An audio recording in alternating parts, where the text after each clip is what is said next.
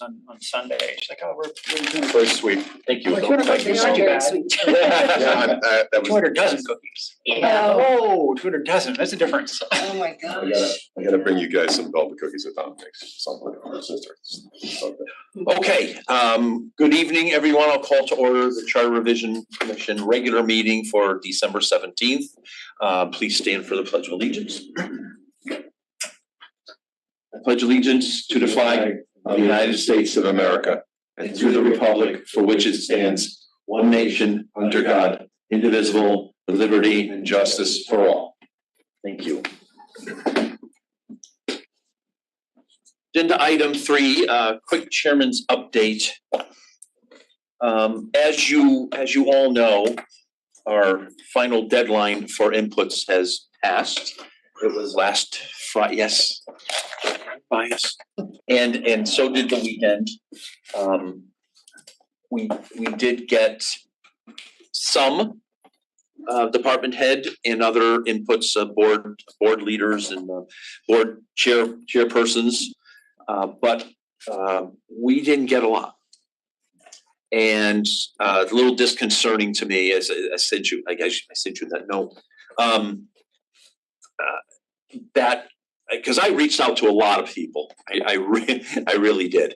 And I'm putting out maybe just a general plea again to please, if you're a department head or board chairman and you haven't heard from me, you probably will be hearing from me, but we still need your inputs and still desperately want your inputs. I also wanted to reiterate that I still think we're approaching this the right way, which is to solicit our initial inputs through email or however anyone else would like to, send us this data. The website is very convenient as far as I'm concerned. You make one little click, you type away, and next thing you know, it shows up in all of our emails. So Excuse me, yes. There was a delta between the list that was ultimately sent out and Mary's list. I think it might make sense at this point if we took those additional people just again to solicit, since the input has been so limited coming in. Would it make sense to take the people that Mary had identified and then also solicit them via email? sure, let's add those people. Why not? Absolutely. The other question I had related to it, should we prioritize? I'm not saying we shouldn't remind everyone who hasn't responded, but there are certain ones. I'm just looking at the list, for example, like the Board of Education, that we are required to discuss that one based on the first select person's request. So it would be really good to get Board of Education input. So maybe the ones that we are absolutely going to request and maybe more controversial, W, those types would be maybe priorities for extra focus. Good point. I will say that because I knew we were going to be talking about financial this time, I spoke to my friend Lori Charlton and she did respond within the time limit. So I appreciate her inputs. But yes, if we decide at our next meeting, we're going to discuss public works, then yes, we would be prudent for me to reach out to that. I don't really get the within our time limits. I mean, we'll take public comment from at any point, right? Absolutely. So there really isn't a time limit. Well, I would like to have all the inputs in for us to have before we go through these deliberations. Oh, I agree, but I don't want the public to think, oh, this is our time limit and you missed it. We've said it, I think I've said it multiple times, right? But this is a public meeting and people will be watching the recordings, and I want to make sure when we say we want public comment, we don't have a time limit. Correct. Okay. We will continue to take public comment up until the last day that we make a formal submission. Certainly Right. easier for us to include it and ingest it. Right. The sooner we get it, I understand that. I just Right. want to make sure we put it. But I do want to say, and then I'll get to Commissioner Blanco. The department head inputs, as well as chairmen of specific boards, that input is really timely, upfront timely to be incorporated. We will take all their inputs. Yes, you're right. it's a good point to make. Clarify, that's smart. Yeah. Yeah, so the only distinction was just, when did we send the list of the department heads and the commission heads? When did that go out? Oh my gosh, Right? Did it go about before Thanksgiving? Yeah. it went out before Thanksgiving, absolutely. I think the Tuesday before Thanksgiving, actually. Okay. So what is that, 5 weeks now? Well, it's a holiday season, so Yeah, I get that. Yeah. Okay. 2 to 3 weeks. Yeah, you know what? I've been hearing these things the whole time. The first time I scheduled the town open session, everybody's like, oh, the day after election day, what a lousy day to pick. Okay. It's Thanksgiving, you know, we've been through this, people, in the last couple years. And unless there's, you know, really some revelation since this 2022 thing and the 2024 thing, you know, just what I tell people when I speak to them, reiterate your comments. If the last Charter Revision Commission did the best job and page 67 is the best page you've ever seen in your life, just tell me that. It doesn't have to be voluminous, right? So I think we're really trying to make it as easy as possible. So I wanted to put that out there. I also sent out a note yesterday talking about secretary. So as we all know, we do not have an elected secretary. First Selectman Gerber sent me a note and they're trying to offload a little bit of the workload that Jen Carpenter has in his office. Now, just excuse me for opening my phone because I don't have it on my computer, but some of the tasks that the secretary would perform, and we can't vote on it tonight because the agenda had already been out. It'll be a voting item on the next meeting, first meeting in January. Make changes to the commission webpage, like adding documents in their files and documents. Commissioner, Jane and I were talking about this. We're kind of surprised they're letting anybody do that. So I don't think that one's gonna be a big deal. I think we can handle that.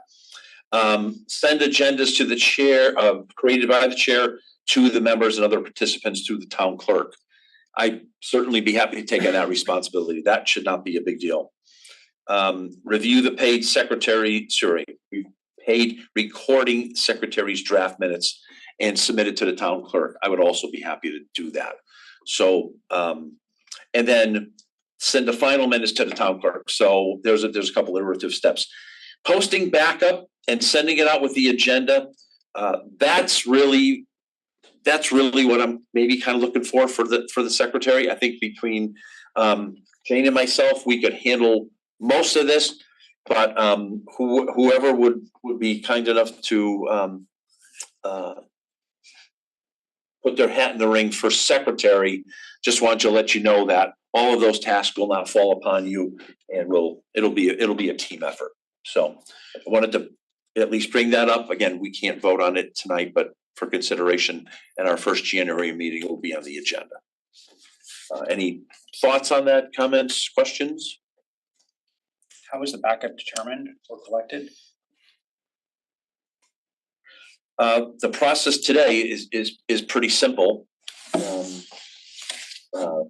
Attorney Piers sent me something last week that I thought was very relevant and that everyone should have. And I forwarded that email to Jen Carpenter and I said, please put this in backup. Okay. It's very informal. Any meeting minutes that we're going to approve would have to be in backup. So if you look at the backup from this week, the meeting minutes are in there, and I think the only other thing is attorney document. And then frankly, anything else that we would help us in the preparation of the meeting or to get through the meeting, any information that we would need to facilitate that. Mr. McCann, I just want to make sure, or I should say Commissioner McCann, I just want to make sure I'm not forgetting you. I'm watching you on here. Okay, and I think that's all I have for my update. Can I ask about this December 12th email from Phil? Could that have been something that you could have forwarded to us so that we would have had it that much more time to view it, or is that not allowed? Didn't I get it in the email? I feel like I saw it. So we got it through email. We did get it in anyway, yeah, I was gonna say, You're having trouble with that, right? Getting the email. That was the one you asked about, what the formatting, the numbers you got Right. off. Oh, Because I think it Yes. probably the email reader, the formatting a little bit. oh. Thank you, yes, you're right. It was helpful, Yeah. you know, like, I need a law degree to understand it. yeah, yeah, some of it's a little, yeah, I know, right? What can you change? Oh, I know. Well, I mean, some reading some of my, Jerry and I what would- exactly does that mean? Jerry and I were harping on that. Okay, agenda item number 4, to hear, consider, and approve the draft minutes of December 3rd. They were in your backup. Does anyone have any, let's see. Gerard has been correctly identified, as is my last name, so look at that. We appreciate Look at that, yes, and I as well. Any comments? No, so Prue did send me a note today, and she said, I had a little trouble following you because she didn't have the link to your Google Doc, so I sent her the link to the Google Doc tonight, so she could follow along. I wasn't happy to hear she was having trouble following along, because that makes me wonder if people online are gonna have trouble following along. I'm trying my best to put up the documents, and these get recorded, right? I mean, this is, if we. I didn't look at the video, but it's recorded. Yeah, I haven't watched the video either. Guest, So Fairfield guest. if you guys can keep the paper rustling to a minimum, that is what the biggest interference It says on the wall. with the sound. Thanks. You come across clearly. Okay. Oh, okay. So where does the sound get picked up from? Those Right there. relations- Yeah, oh, look at that, I would never know that, I thought that was like, Yes. I was wondering if. what do we have it flying around? Better if Prue came to the meetings and there was Point. a meeting, Works for because me. There's some things I wanna change that I don't think she understood, could really hear, and Yes, and she apologized. She had a conflict again tonight. She said she'd be listening, but her intent is to be here in meetings. So do you have any specific comments you'd like to make for 13? I do, yeah, in the notice section, and I don't have the exact language to put, but Eric suggested the language in his son's And then- research. And then with the Yeah, city. that language, and that wasn't mentioned, and I thought we should have that in our minutes, because I think that will probably be, it might be where we end up, is having, with something about like where you have to have it, where the statutes require it has to be a newspaper, it'll be done, but no, otherwise not. I don't know how we should phrase that, but I thought that there should be a mention of that, because we need to, like put a pin in it for when we do the actual language. Good point. Do we want to update this and send it back to Prue, or do we wanna try to do this over sound waves? I mean, I think I think probably sending is probably the easiest, right? Because it might be hard to understand, yeah, by following it, Okay, by hearing it only. okay. Would you be okay writing your comments Yeah. down and sending them? Yeah, let me write that. And do you want me to say what the other comments are? Yes, please. There's two things on ethics. I think we should delete the characterization of the town ethics policy. It says something like mostly about fraud and something else, and it should just speak for itself. I don't think we should have that in there. Yeah, I would And agree with you can that. correct me if you, I think we agreed, but I don't know if we did a vote on this, but I thought we agreed that the electing a member to it should be majority, not unanimous. Maybe we didn't vote on it, but, I believe we did vote, in fact, yes, I thought we did. and that might have been with the references, isn't there something at the first- bottom? The first bullet actually speaks to that under ethics. Doesn't it just say we discussed? This just there's a says, yeah, discussion about there was it. a discussion about having a majority vote. We did, I think, when we went through the whole section, we took a sensitive body vote saying, Mm. That's in the italics at the bottom. right. That was my other comment, that should probably be spelled out, because I don't think it's clear from this what we voted on exactly. I think that's true Right. as well. Oh, I agree, I Yeah. agree.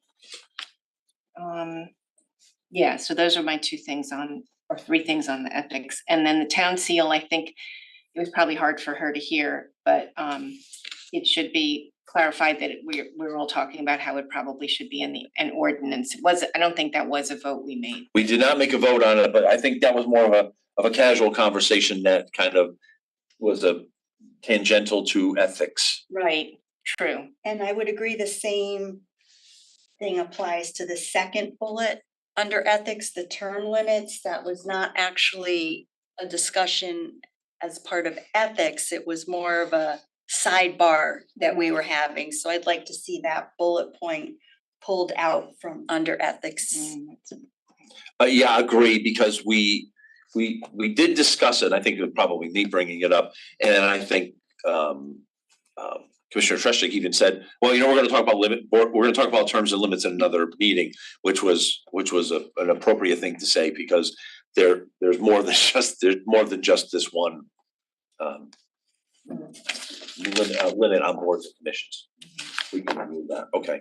Do you want me to try my hand at If you could, if changes? if you and Commissioner Biagini agree, and unless there are any more comments, and then we can take those comments and then send them through. I don't have comments on the minutes themselves, but two comments related to them in a way. The one is kind of what Karen was getting at, is this idea of how are we keeping records of what we've decided, because we're purposely not writing it in legalese right now. We're kind of writing the general concept down. I mean, I've been taking notes on our overall list of topics. I've also labeled that unofficial. But I think we should be clear on how we're actually capturing the essence of what we've decided. So, because I think we're gonna have to go back in March, and someone, not me, has to write it into legalese, you know, and actually integrate it into the charter. So that's the first, or that's a key question, I guess, like how we're gonna. Right, and I was actually gonna discuss this in the next agenda item, because we all said I wanted to make sure we had an agenda item to go backwards if we had to. What I've been doing is I've been taking the as revised charter from 2022-23 in this stack of paper, and then the existing charter here, and highlighting what we spoke about in this one. And when we're all done here, everything should be highlighted, you know, and then keeping notes in this. Now, this is probably not the most efficient way to do it. But what I did realize this week doing this is when we talked about the ethics, I did make notes as of, you know, by the way, the terms and the unanimous vote and that. But there's a whole bunch of things under power and duties here that I think we in general principle said we were gonna just delete all that and point it to the ethics document. That's what I wanted to go back and make sure, because that's what I took from that document. So my answer to that is this simple piece of paper, but that might not be the most efficient way to keep track of all this stuff, right? I do wonder if we should, because if we each individually do that, we're all going to have slightly different perspectives maybe on what was agreed. And so how do we record and have a clear and aligned understanding? It's more of a rhetorical question to think about, not we don't answer. Yeah. Yeah, and I don't know this to be 100% true, but from watching the previous commission, it did seem as if Attorney Mednick kind of took that role as stenographer or recording secretary, if you will, for the actual document, right? And I guess that's kind of what I've started to do, but. I thought that the result might have been though that he had perhaps more power of the pen than the people on the commission sometimes. Exactly, right, Fearful of that. right. I think it sounds like Eric should be our secretary. It does. Second. There's no vote. I'm not allowed to vote today. I wouldn't disagree with that if we were voting, but yes. Eric's question has been troubling me for 2 weeks. the drafting of this document is an onerous task. Right. And the conversation we had last week in a 2.5 or 3 hour period was a substantive conversation. But taking that conversation and putting it into charter legalese, I mean, I've been sitting there bewildered at that task. And when that task has to start and then the drafting and the revision to it, how was it done with the last commission? Especially looking at the product they produced. I mean, you got some pretty intense person who created that thing. Yeah. Or group of people. It would seem to me that it was Attorney Mednick, wholly and solely. If I could just add, look, you're not wrong, and we talked about that, so I think conceptually there are concepts, right? That need to be discussed, that we need to agree on broadly and narrowly. That translates to an affirmation or a negation, or some discussion. That summary is exactly right, it has to be put in some kind of legalese, because I don't think we can take it upon ourselves to make a legal interpretation. One of the things I wanted to do, and I've asked, I know you and I have talked about that in the meetings, I really wanted to know what parts of the charter we can't change. Because I don't want to go down, I don't want to go down a road and say, hey, we changed this and we can't statutorily. So I'm glad we have a base document now, but maybe one of the ways we can look at it, I don't know, I'm not an attorney, but I just conceptually, if we can just agree on broad concepts, articulate those broad concepts, and then have them translated in a meaningful, considerate way into the document. Well, I think we're doing the first part. We're doing the first part. Of agreeing on the broad concepts. Right. And then, yeah, I agree, that's the question of like, how does it get translated? Right. So if it's a summary, right, Eric? If it's a If we only had some liars on the group. Yeah. What do you know, we have 4 liars. Well, I'll be clear about something. I'm a lawyer, but this is like the last talent that I have. I'm a courtroom trial lawyer. There's no way I'm a statutory rules get in my way, you know, and the interpretation of them get in my way. That's how I look at these things. Can I make a suggestion? Yes, please, Attorney Buckman. So, first off, the charter doesn't have to be in legalese. Your current charter is not, like, it's supposed to be plain language that people can read and understand. So I've served on the Charter Revision Commission, I've advised Charter Revision Commissions. Most of the language that I end up looking at comes from the Charter Revision Commission. I mean, council can certainly sit here and draft a charter for you, or you guys can discuss and draft revisions to the charter. So it sounds like at your last meeting, just simple thing, you guys took a vote that you wanted to change appointment from the Ethics Commission from a unanimous vote to a majority vote. Correct. Right? The simplest way to capture that now, so you don't forget about it 6 months from now, is to start redlining the charter. Yeah. And that's a you know, as you go along, you can make votes. I would, you know, vote to change section X of the charter, to change it to this, and someone redlines it. And ultimately you come to us with questions about whether you can change something, or is this the right language? You know, that's when we get into sort of the language stuff. Well, you know, I might look at it and say, well, how about we say it this way or that way? Ultimately, it's up to you and how to say it. But the best way for you to capture those discussions is sort of do it as you go. And then a lot of times what you see is someone might take a section, you might be into the budget and might come with a proposal for red line section. Hey, everyone, this is what I'd like to do. And you guys start debating that then, and then taking a vote. Okay, we're gonna accept those revisions to the charter. You know, you talked about notice earlier. The last Charter Revision Commission actually added a section on notice with that, I think that language you're talking about elsewhere. So you don't have to reinvent the wheel here. Some of the language you might want to take from the old process, some of it you might not, but there really has to be a discussion amongst this group as to what issues you want to touch, as to what you can or cannot touch. And we, you know, I guess we'll get into that a little bit. And Phil, that we worked on, sent out an email to you guys. Right. You know, most everything you can touch. I mean, it's you know, those are going to be for us. It's going to be a much easier question for us to answer, not in the abstract, but specifically something comes up and you have a question. Oh, can we change X? Then we can specifically tell you, yes, you can change X, you can't change X. Right now, we could just give you conceptual ideas. Oh, these are generally what you can change, or generally what you can't. But as far as tracking your changes, I think you literally can track them as, you know, with a red line document. That ultimately you guys are gonna go through and you have us go through and whatnot, and ultimately you're gonna finesse it and revise it and look over it a bunch of times before you send it to the Board of Selectmen. So whatever you vote on today as to, hey, let's change some language and redline it, that may not be the words that end up there in May, but it's gonna give you your record of what you're doing. Yeah. We've gotten off a little bit off topic. We're still on the topic of the agenda item of the meeting minutes.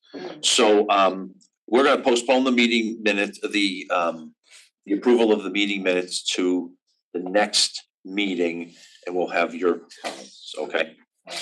The other comment germane to the minutes, or at least the ethics discussion, was just to bring the email that was from the other attorney, I believe, to you and to Jane, just regarding the ethics, the ability to appeal ethics decisions. She'd asked around what were the questions we had for the attorney, and I responded on that. And the attorney did come back and say, there is no ability to appeal ethics decisions. So that was a follow-up relating to ethics. So that would then help determine some of the changes we would make. Was that in the same letter that he did? No, Jason? No, it was a separate note, yeah. There's no ability to, so that. but if you, I mean, you could email out to the group, I didn't do that. Did it just go to?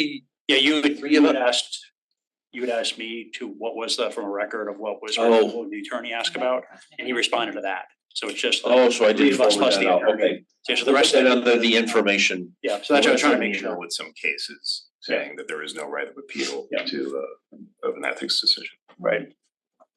I'll add that to that. That's case law. Ooh, draconian. I can't believe I'm volunteering this, but redlining is like my jam. So if you. Did you just say your jam? My jam, I did. I don't know what's in the bag, but you can put a little jam on that. Permission to have a If cookie. you want me to like start my, try my hand at that, I can do that, and So what I was gonna, again, let's go to the next agenda item, because I think that is more relevant. So our next agenda item is discussion on previous topics. So what I've done with this agenda is this hopefully will be the agenda moving forward every time we meet. We're gonna have pledge, chairman update, we're gonna talk about draft minutes, we're gonna talk about what we talked about the last time, if anything else comes up if required, and then we'll have attorney inputs again if required, so it's a little more standardized. This particular one, talk about last topics. I think I'd like to make a recommendation that we do start redlining the 2022-2023 documents. Cause that's kind of what I've done, I'm doing it old school with an actual red pen, right?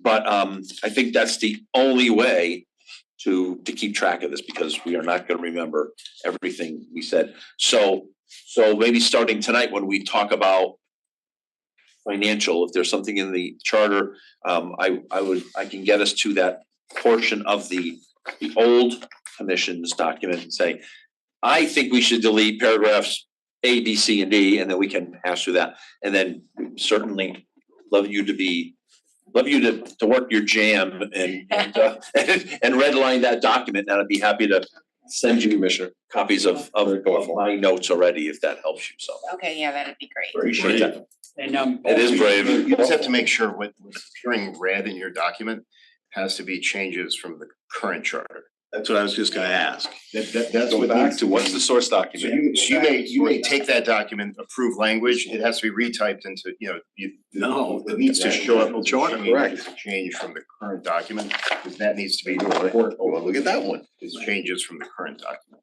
Even though we may work off the new one in our thinking, that's what we have to present. You'll take a vote, hey, we want to go with the language they did last time, and then you just type it in, or we want to change it this way.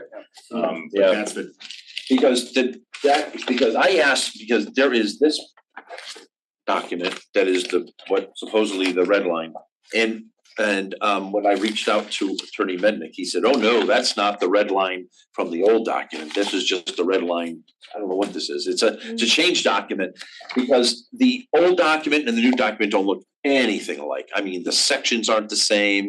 So That's why you have to start with the current charter. That's what I thought the Attorney existing Pierce charter. said we needed to Yeah, use I the agree. 2006 charter as our Right. source document. No, that's the new one. That's a 22. Yeah, we have to No, start we with would the start Oh, with sorry. 2006. 2006, yeah. I know the first That's why I have selection them that's why I have them two separate the binders. first selectman asked if we could start with the 2022 document as a reference document.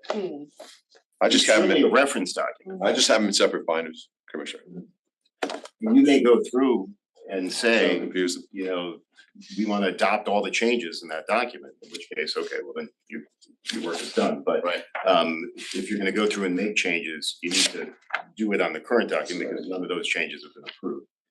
So you need to show what And we you're. do have that document in Word, so we can do real time changes on that. 2006 that we have in Word? The old Yes, one? I think so. Not the old one, the present. Yeah, I don't think we have. The only one. But I can convert The only one, right. the present one. Oh, we do have the present? I don't know if it's in Word, I just don't wanna call it the old one. Yeah. Well, it has to be in Word, it can't be a PDF, this is what I keep saying to Dan Carpenter, I'm like, you send me PDF documents, that doesn't do me any good. I can convert it at work though, and I could share it with you guys if you want. I tried converting it, it's not great. It's not great. Well, the original, I shouldn't say that. The original document, I have not tried converting, because the table of contents isn't hyperlinked. The 2022 document, I do have that in Word. Because when you take a PDF document that has all the hyperlinked table of contents, it just destroys it, you know? So, yeah, maybe you can start with if you wanna start with the original, so, good point, thank you, Attorney Buckstone. So if you go to the website, there are 3 documents that are identified on the website. And what I would ask is that we come to an agreement of which of those 3 documents we are agreeing that we're working off of. Because Chris just waved the document in the air and said that this is not the document we're talking about. And I know that document, but in general, no one knows what document we're talking about because the record doesn't tell us what document we're talking about. This is the question I asked the first night. We're talking about documents, we're talking about red lines, we're talking about general terms of which we are not specifically referencing a document. I believe the document that we're working off of is the Fairfield Charter Final Report approved 11 August 2022 as a reference document, Correct. okay? And then we have the original charter. And that those are the 2 working bodies of documents that we're referencing back and forth. Correct. This 3rd document, I don't know where it comes from. It seems to be some element of the 11 There is no August 3rd document. 2022. Yeah. Well, Yeah. it's on our website. It's The- been the on this blue line? table. Yeah, it's been on this table, It's the blue line set, right, Aaron? you know, from the first night we came here. This one, That's on the website. yeah, that's on the website, It's on the website. 100%. So you have the blue line, you got the 2022, Right. and then you have Old Glory. And you have Old Glory. And we call something red line, then it's got blue line. I'm just telling you, So we go back to Old Glory. it's hard for me to handle that, all right? I got a small mind. But, you know, when you talk about documents have to be identified. The document you're talking about for a record needs to be identified. 2006. Right, that's true. I don't mean to be a stickler. No, it's true. No, you're right. So maybe we should, maybe we should just pull this down. I don't know what value this blue line adds, to be perfectly honest with you, because I don't know what the starting document was from that, much to your point. So as far as I'm concerned, there's only 2 documents. There's 2006 and as the gospel, if you were, and then the 2023 is as a reference document. That's it. So the red line begins with the original source document. We will now start from a Word document of the 2006 document and redline from there. And as a resource there, Karen, I've been keeping notes as we talk about each topic in a shared list of topics, just kind of the general, what we Sure. Right, yeah, Yeah, for what great. we talked about the last couple of meetings, you have that there, and also to think about. Right. I'll keep doing that, Okay, and I'll you have to flag too, by keeping it going in the slide for us, what we have at the, yeah, right.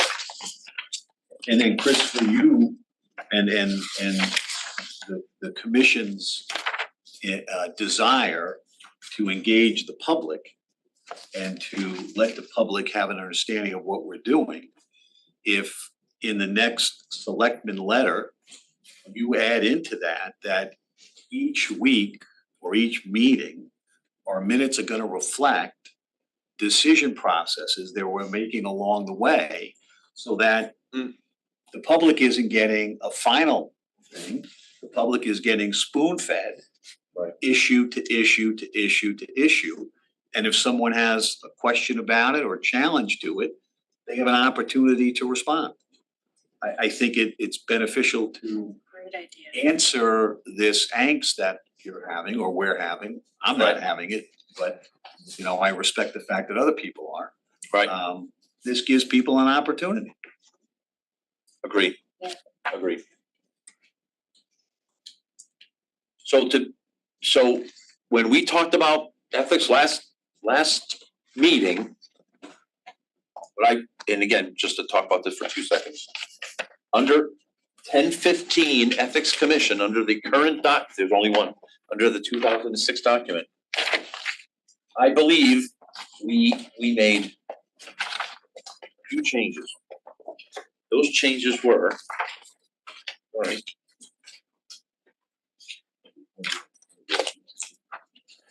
We definitely need an appendix, the old documents, right?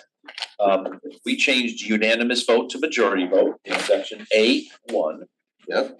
We changed, under A3, we, for all intent and purpose, removed the last sentence where it said no member may serve more than a shorter of 2 terms or 1 term plus a partial, which basically lets the terms not expire. And then everything under powers and duties, so section B, section C will be deleted and replaced with a reference to the new ethics document. clarifying question, is that, I had notes as that was section 11, or did I get that wrong? It's 10.15. In the 2006 document, Right. it is section 1015, Ethics Commission. In the 2022 reference document, it's 814. And this solves a big problem because there was also something in here that I call a transitional provision in their document that I have no idea what it means. So now that we don't have to deal with it. So thank you, Attorney Bucksbaum, that gets me very close. Are you good, 1015? I'll look it up. I also had records that we added an annual reporting requirement back to the public and the board or select person, Correct. the RTM. And that we added the ability for Ethics Commission to hire external investigator in addition to attorney as needed. Those are 2 things we discussed and agreed. Okay. Part of that. And are those items in the charter or are they under the powers and duties? It would be under the powers and duties. In the charter, you mean? No, the powers and duties have now transferred to the ethics document. The ethics document. Right. The powers and duties of the commission, I think, should be in the charter. Right, because that's just like with all the other commissions, you'd have the basics. Cause in the ethics policy, we were just gonna talk about ethics, like what we did for the employees, just what are the rules of the ethics of behavior. But the anything about the commission's operations should be in the charter, I think. Okay, that's counter to what I thought we said, Okay. but because section B, which is powers and duties, and C is procedures. I think we were leaving B in with some modifications. C was gonna come out as and be referenced, with the new ordinance. And my question on section 11, it actually defines the standard of conduct. I thought that was, we were essentially saying that would be superseded by the new policy. Section 11, I thought we said was coming out Okay, because agreed. that I agree with is that. the new Yes. policy. Okay, Except maybe. That's what I we agree said. then. Did we talk about That's right, I keeping, remember that. did we talk about keeping the first 11.1? Yeah, like an introductory paragraph. Yes. And then- Yes. And then the rest of the reference to this, Yeah. To the new And then there was a question, ordinance didn't pass Right, right before the charter that's is true. finalized, how we were gonna handle that. Yeah, cause I asked a question, how do we point to a document that doesn't exist? Right. And I know we're close to considering the ordinance, but I better talk to the people on the RTM and make sure we can do that. If it's not adopted yet, by the time you're done, you might include both in here. You might say that the town shall have an ethics ordinance. And that's gonna apply, you know, as amended from time to time or whatnot, until such time as the town adopts an ethics ordinance, the following provisions shall, you know. But ideally, you get that passed before. Yeah. This is done. And is this a time to have a general conversation about what goes in the charter and what doesn't go in the charter?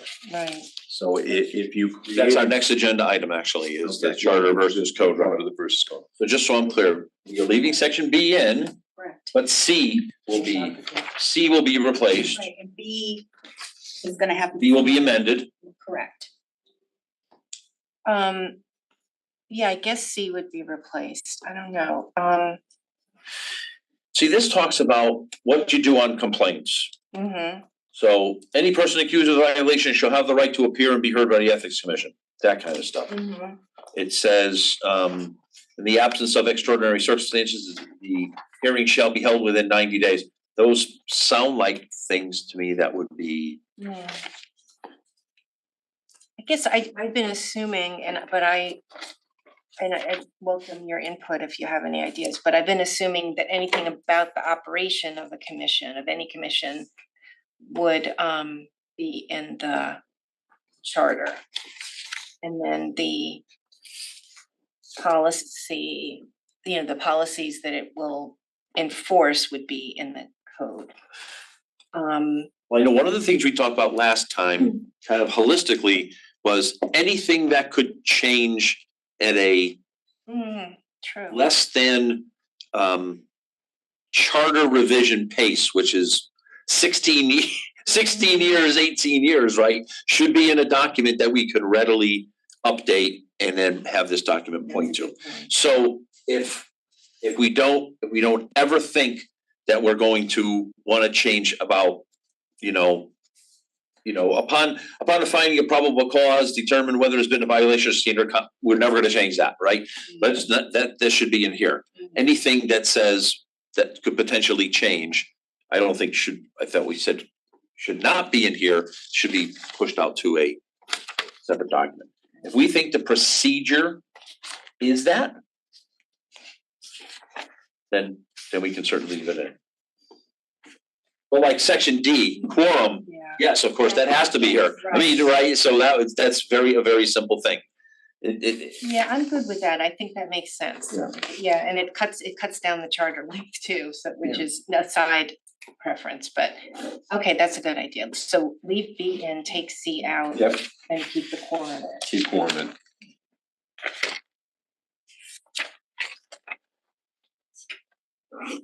We're almost to the point of our last meeting.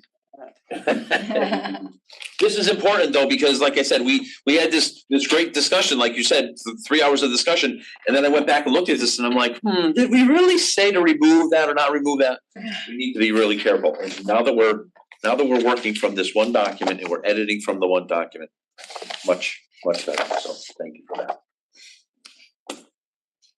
That's the only discussion I had for previous topics. Was there any other thing with previous topics? I think everything else was pretty clear. Okay, agenda item 6. Our attorney, our Charter Revision Commission attorney, Jason Bucksbaum is here. Attorney Bucksbaum, thank you for being here tonight. As we had said in our organizational meeting, and I conveyed to Attorney Pierce and Attorney Bucksbaum, when we need you here, we want you here. We don't need you here every meeting, certainly. And after the last meeting, there were some very specific questions that we thought we needed here. So this would be the time for us to raise those questions back through. If they haven't been answered by Attorney Pierce's email, take them.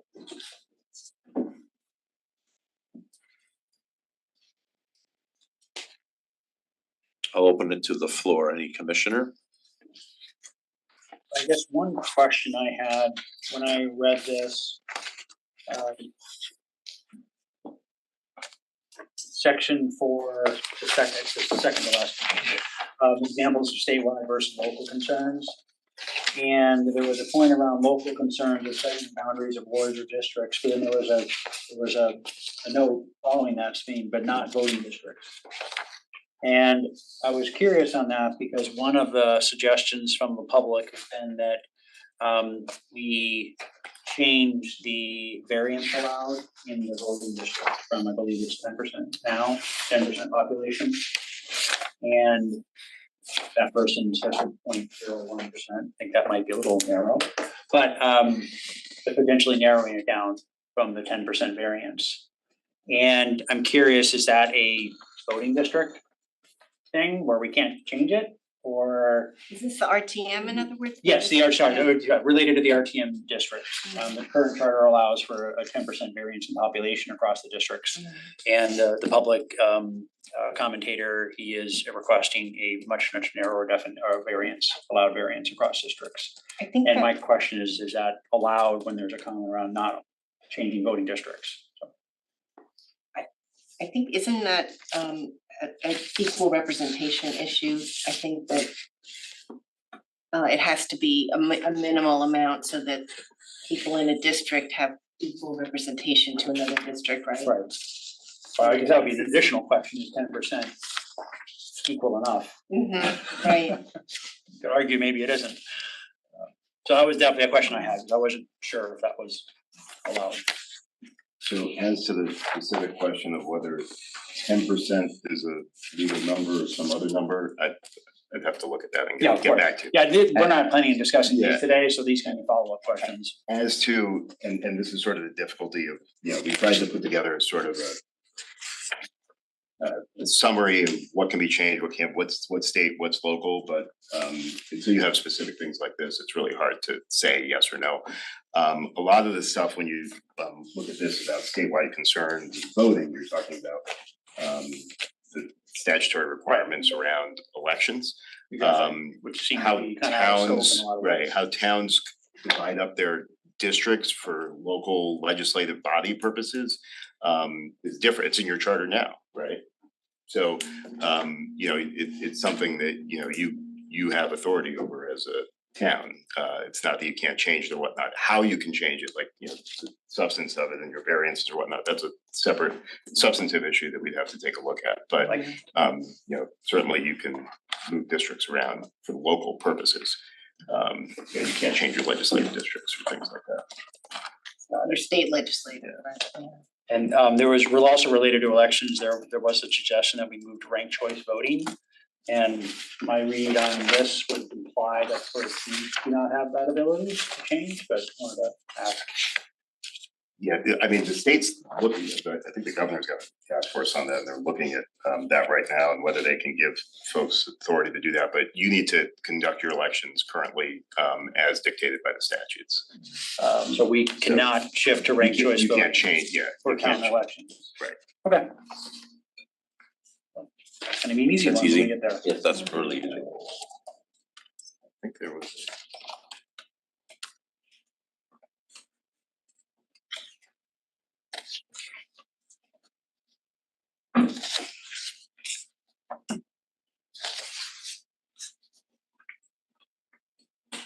And And I guess a similar question, because there were several suggestions related to elections.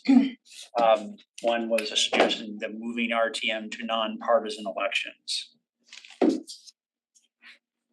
That allowed, it seemed like there was language we couldn't change how the parties nominate. No, We West wanna know it. Greenwich have that, so Yeah. it was, It was local, so that would make sense that we could do that. yeah. What does that, I'm sorry for my ignorance, what does that mean, a non-partisan election?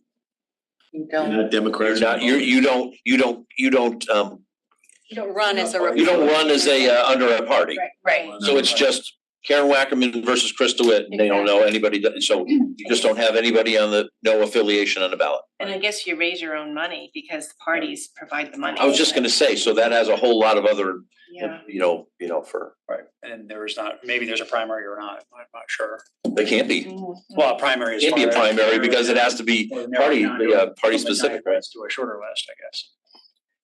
But it sounds like we could consider that if that's something we want to consider. That's something, that's not something I've dealt with. Well, I'm not endorsing the idea, I'm just trying to really say like, hey, Yeah. that is a question we. Those are reference inputs that we have from the Yes. general, from the Yeah, public. public. It's not a question this body posed, it's a question that public came Right. through the website, and articulated that question. So we're responding to that query. No, I understand, but is this commission looked like it, is that something you want us to, do you want an answer to that question, whether you can do that, or is this commission not interested, like, have you talked about that? We have not talked about that specifically. Nor technically do we have a requirement to respond to every input other than, first selectman and the town clerk's inputs, but I guess we would like it, I guess we would like a response, right, just to make sure if it does come up, right? Our goal is to, if we can, address all public comments. Correct. And so I do think we should have that answer if we're allowed. Yeah.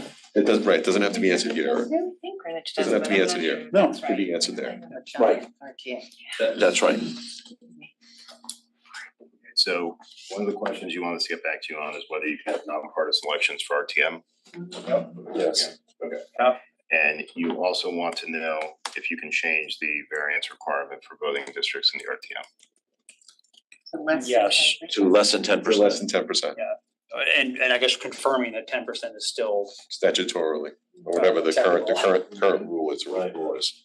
And that's in the, do you have a section of the charter on that? I don't think it's in the charter. Yeah, there is, It it is. talks about the 10%. Basis, probably 26A, I would guess.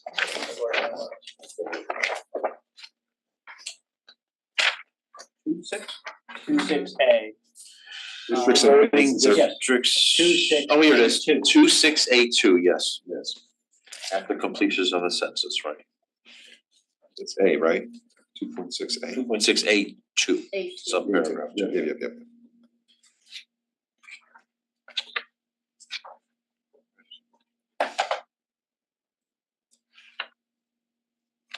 Yeah, that's also the section where it stipulates how many members of the art.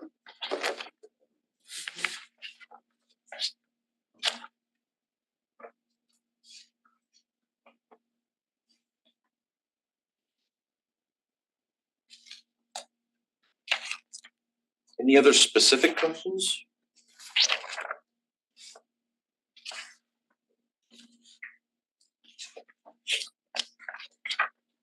Mr. Blanco has asked multiple times about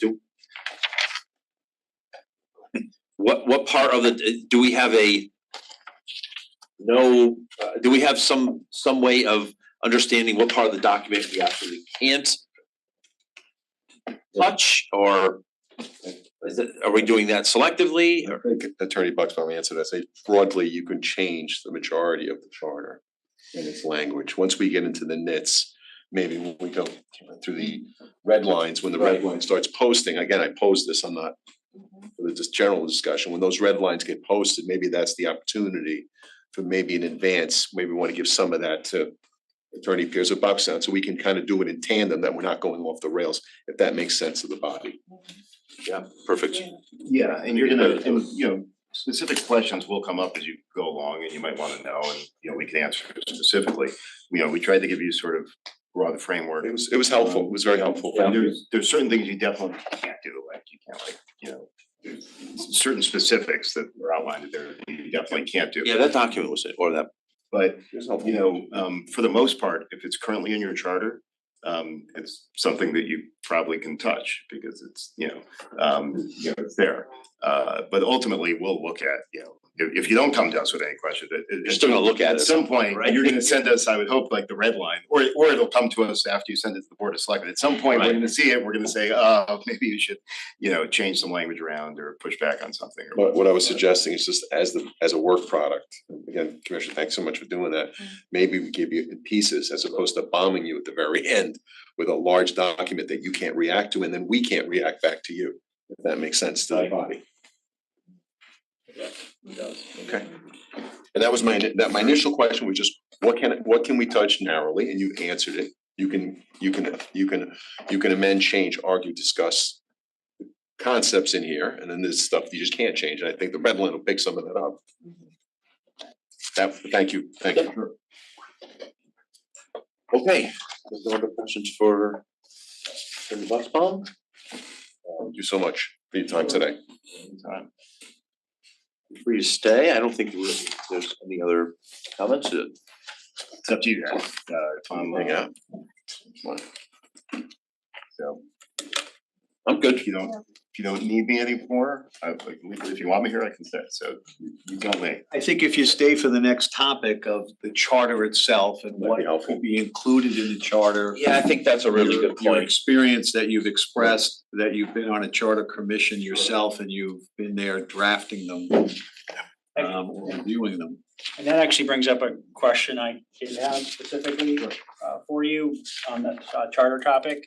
Because the first select person specifically asked us to look at defined terms, including considering if town office includes RTM membership.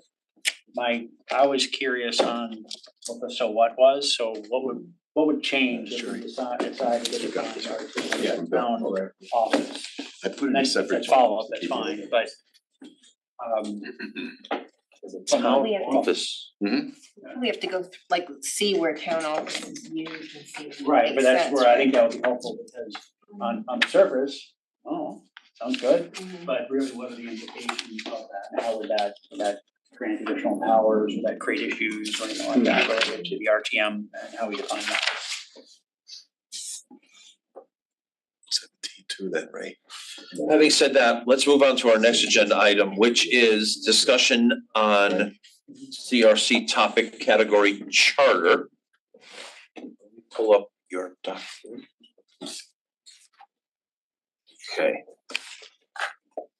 These works amazing, and so we took all And there, it's up on the screen too, if you can. the different comments we had and issues to talk about. Fantastic. Thank you so much for doing it. So I got my own way too. let's see, this was referenced from.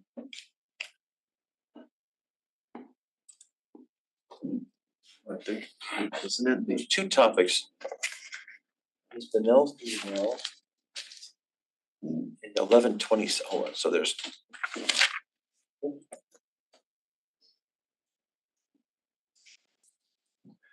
Is this, no, that's yours. Yeah, they were, I mean, if I remember correctly, they were both pretty general around, hey, there's a lot in the charter. How do Yeah. you simplify it? How do you look at using sunset clauses or things like that? I mean, to me, it makes a lot of sense, but it's all from a conceptual basis, but it feels like it's a type of thing that as we do more of a line by line review, that we would debate the specifics. Yeah, well, the first topic you reference is from a comment we received from Ms. Benel, who is the chair of the Flood Prevention, Climate Resilience and Erosion Control Board. This is a generic question, right? It's unclear to me what types of information go into the code and what goes into the charter. So for example, solid waste and recycling does not appear in the town charter, but it is in the town code. So, yeah, I think that's the broader first topic to discuss, right? Well, we're gonna get into, at least the way we've organized it so far, we're going to assess the commissions in the charter and not in the charter as a part of the broader boards and commissions. Okay. Discussion, all in. Okay, boards and commit, okay. That's the email that was referenced. What, I guess. Well, and also just the broader point of, it's unclear on kind of what goes in and goes out of the charter. And I think it's commented more around simplicity. She brought up the department, I think, not the commission. Which department? Solid waste or She brought a specific reference to, yeah, the commission and the. right. Was it earlier conversation in 2006, was that a commission or was that something that was created after the 2006 charter, therefore it would not have been in the. Well, solid waste and recycling was most certainly a commission in 2006, right? Now, what, see if I have it here. Oh, really? What do they do? They just don't have a recycling. They have a department. Oh, Commission. interesting. So they all think we're weird that we have. What, Under public work. what Commission Wackerman did bring up though is, because it is, you know, because you have to have a commission literally to update the charter, but in the code can be updated by, I guess it's an ordinance of the RTM. So if you wanted to add a brand new commission, so this is the town code as it's on the town website. And the Shellfish Commission is on here, even though it is not in the charter. Now, I can tell you that one probably didn't get added in 2000 before or after 2006 either. So it kind of begs the question. So Jason, does a commission in the town of Fairfield, must it exist in the charter? Obviously not, because it exists. No, I mean, it looks like that one was created in 1984. Right. Right. So, Right.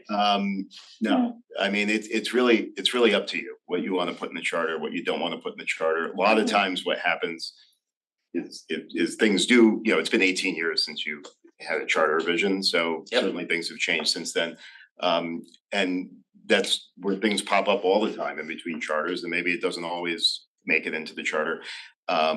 But at the end of the day, and this isn't a legal thing, this is a policy question as to what the town wants or doesn't want. It's up to you guys, but it's not easy to amend a charter. It's easy to Right. amend an ordinance, you know, when you compare the two processes. So, you know, if something's in the charter and you're gonna set out the powers and do these and have all these specific requirements, in order to change that, you need to go through this type of process. Right. An ordinance can be amended anytime. So, you know, there may be a reason why a particular commission, maybe you don't want it in the charter. Maybe you want to be able to noodle around with it or change it or whatnot. You know, it's really up to this group, you know, how much you want to update to put in there or not, but there's no requirement that exists legally, as do the commissions in your charter. So we And could so- even move all the commissions out. I was gonna say, wouldn't it simplify the charter to the extent we can? Move the commissions out of the charter and just rely on ordinance? Or you know, I said, Yeah. Yeah, that's a. Yeah. to the extent we can. I think a good example is a conversation we've already had, which I'd like to go back to. Just on the Ethics Commission. In a charter, you create the establishment of the Ethics Commission, and then as we had initially discussed, then you give a reference document of how to run the Ethics Commission. Correct. So you've taken the charter and you simplified it. The charter recognizes we're gonna have an Ethics Commission, therefore you have to have an Ethics Commission. Right. How you run the Ethics Commission is gonna be on the guidelines created by this other document. And it's kind of like a constitution. It is a constitution. So you have the general language and then you allow the law or the progress to create the way the thing runs, like an investigator, like its own council. Allow it to evolve over time. Allow it to evolve. So I go back to the concept of B and C, do we really want them in the charter? Or do we wanna do what we talked about of, we have this document that you put a lot of time into. It's a well thought out document, so you incorporate that by reference and that can be amended. I mean, I don't know anything about the Shellfish Commission but maybe we don't have to. But the Ethics Commission, maybe some commissions belong in the charter, just by their very nature. Just, you're saying like, just say it's established and then as, it'll operate as described in the code. And my thought is, this is a question we should have amongst ourselves. It's a policy question. How do we wanna do our job? And you know, it's not that you not necessarily wanna shrink the charter, but you want the charter to be that document that's a reference document of what's there, and then by incorporation, how it operates outside.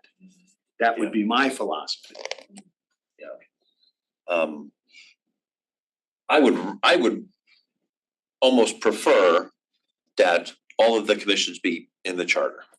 I think it makes more, so if we could consider this charter revision to be the resetting.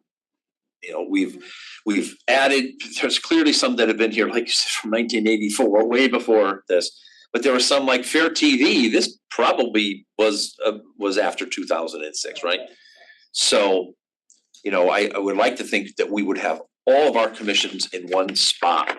At the very least, saying there's a need for this commission, it's gonna have this many people on it. And then anything that could substantively change as policy or something like that, then we could point somewhere else. Yeah, moving suggestion related to that. So when I was making, structuring the document, the list of comments, specifically Elector Bonnell's inputs, I captured the specific question regarding whether a commission or not is in within the question that the first select person asked us to consider, specifically requesting which charters are in and which charters are out. And instead really Those commissions are in. Yeah, which are in and which are out of the charter. And then took more of the broader piece around the rest of her comments around this idea of how do we simplify it. I think two things to consider is one, I think it's a really good discussion to have regarding which commissions are in or out of the charter. I think that discussion will be more relevant once we've actually discussed the boards and commissions themselves. Right, yep. Because then we'll have a better understanding of what they do, their relative importance, at least perceived importance. And then the other piece is related to this, the kind of the concept, which I think where Jerry was going, is that to me, I think the idea is, do we agree that we will look to simplify the charter when possible and move more to the code? And if we broadly agree on that, I think that's something that's more of a policy point that we kind of think about as we go through all the discussions over the next 6 months. As we talk about each one, like, hey, can we actually take this out? As opposed to today, we're not gonna be able to make a decision like, hey, we're taking this or that out today. This is more of a broader concept. Do we all agree? We'd rather simplify. And with that, if we do, then that's part of that discussion that we have on each particular topic of the charter as we go. Yeah. I'd like to mention that Becky Bunnell's comment also comes because the flood and erosion control board needed to add members. But they thought they had to they couldn't do it till the charter was done. And then somebody realized, another lawyer, not me, probably Phil, that they could change it through ordinance for now. So they were like really needed more people on their body, but they thought, oh, we can't do that except through the charter.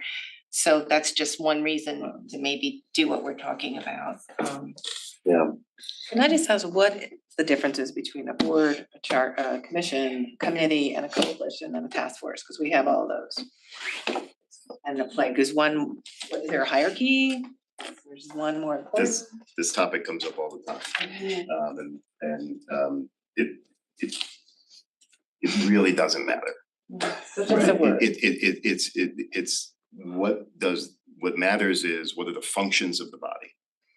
Right? When you call it doesn't make it something that like it's what the functions of the body are, right? People tend to think of a commission as sort of more established and, you know, more involved or whatnot. And we tend to give bodies those names, and we tend to call a task force something that's a little more temporary or ad hoc or something like that. But at the end of the day, if you call something a task force, like if you call it the ethics task force, I don't suggest you do that. But it has all the responsibilities that it's the same. It doesn't matter what you call it. It's the same thing. It's what authority you're giving it. So one other thing, because in the town code, the solid waste and recycling that Becky talked about is both defined as the department and the commission.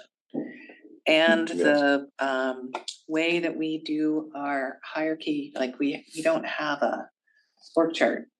But solid waste and recycling is not part of DPW. It's its own department, as is listed in the charter. Right. That person is supposed to report to the first selectman. We don't follow those rules.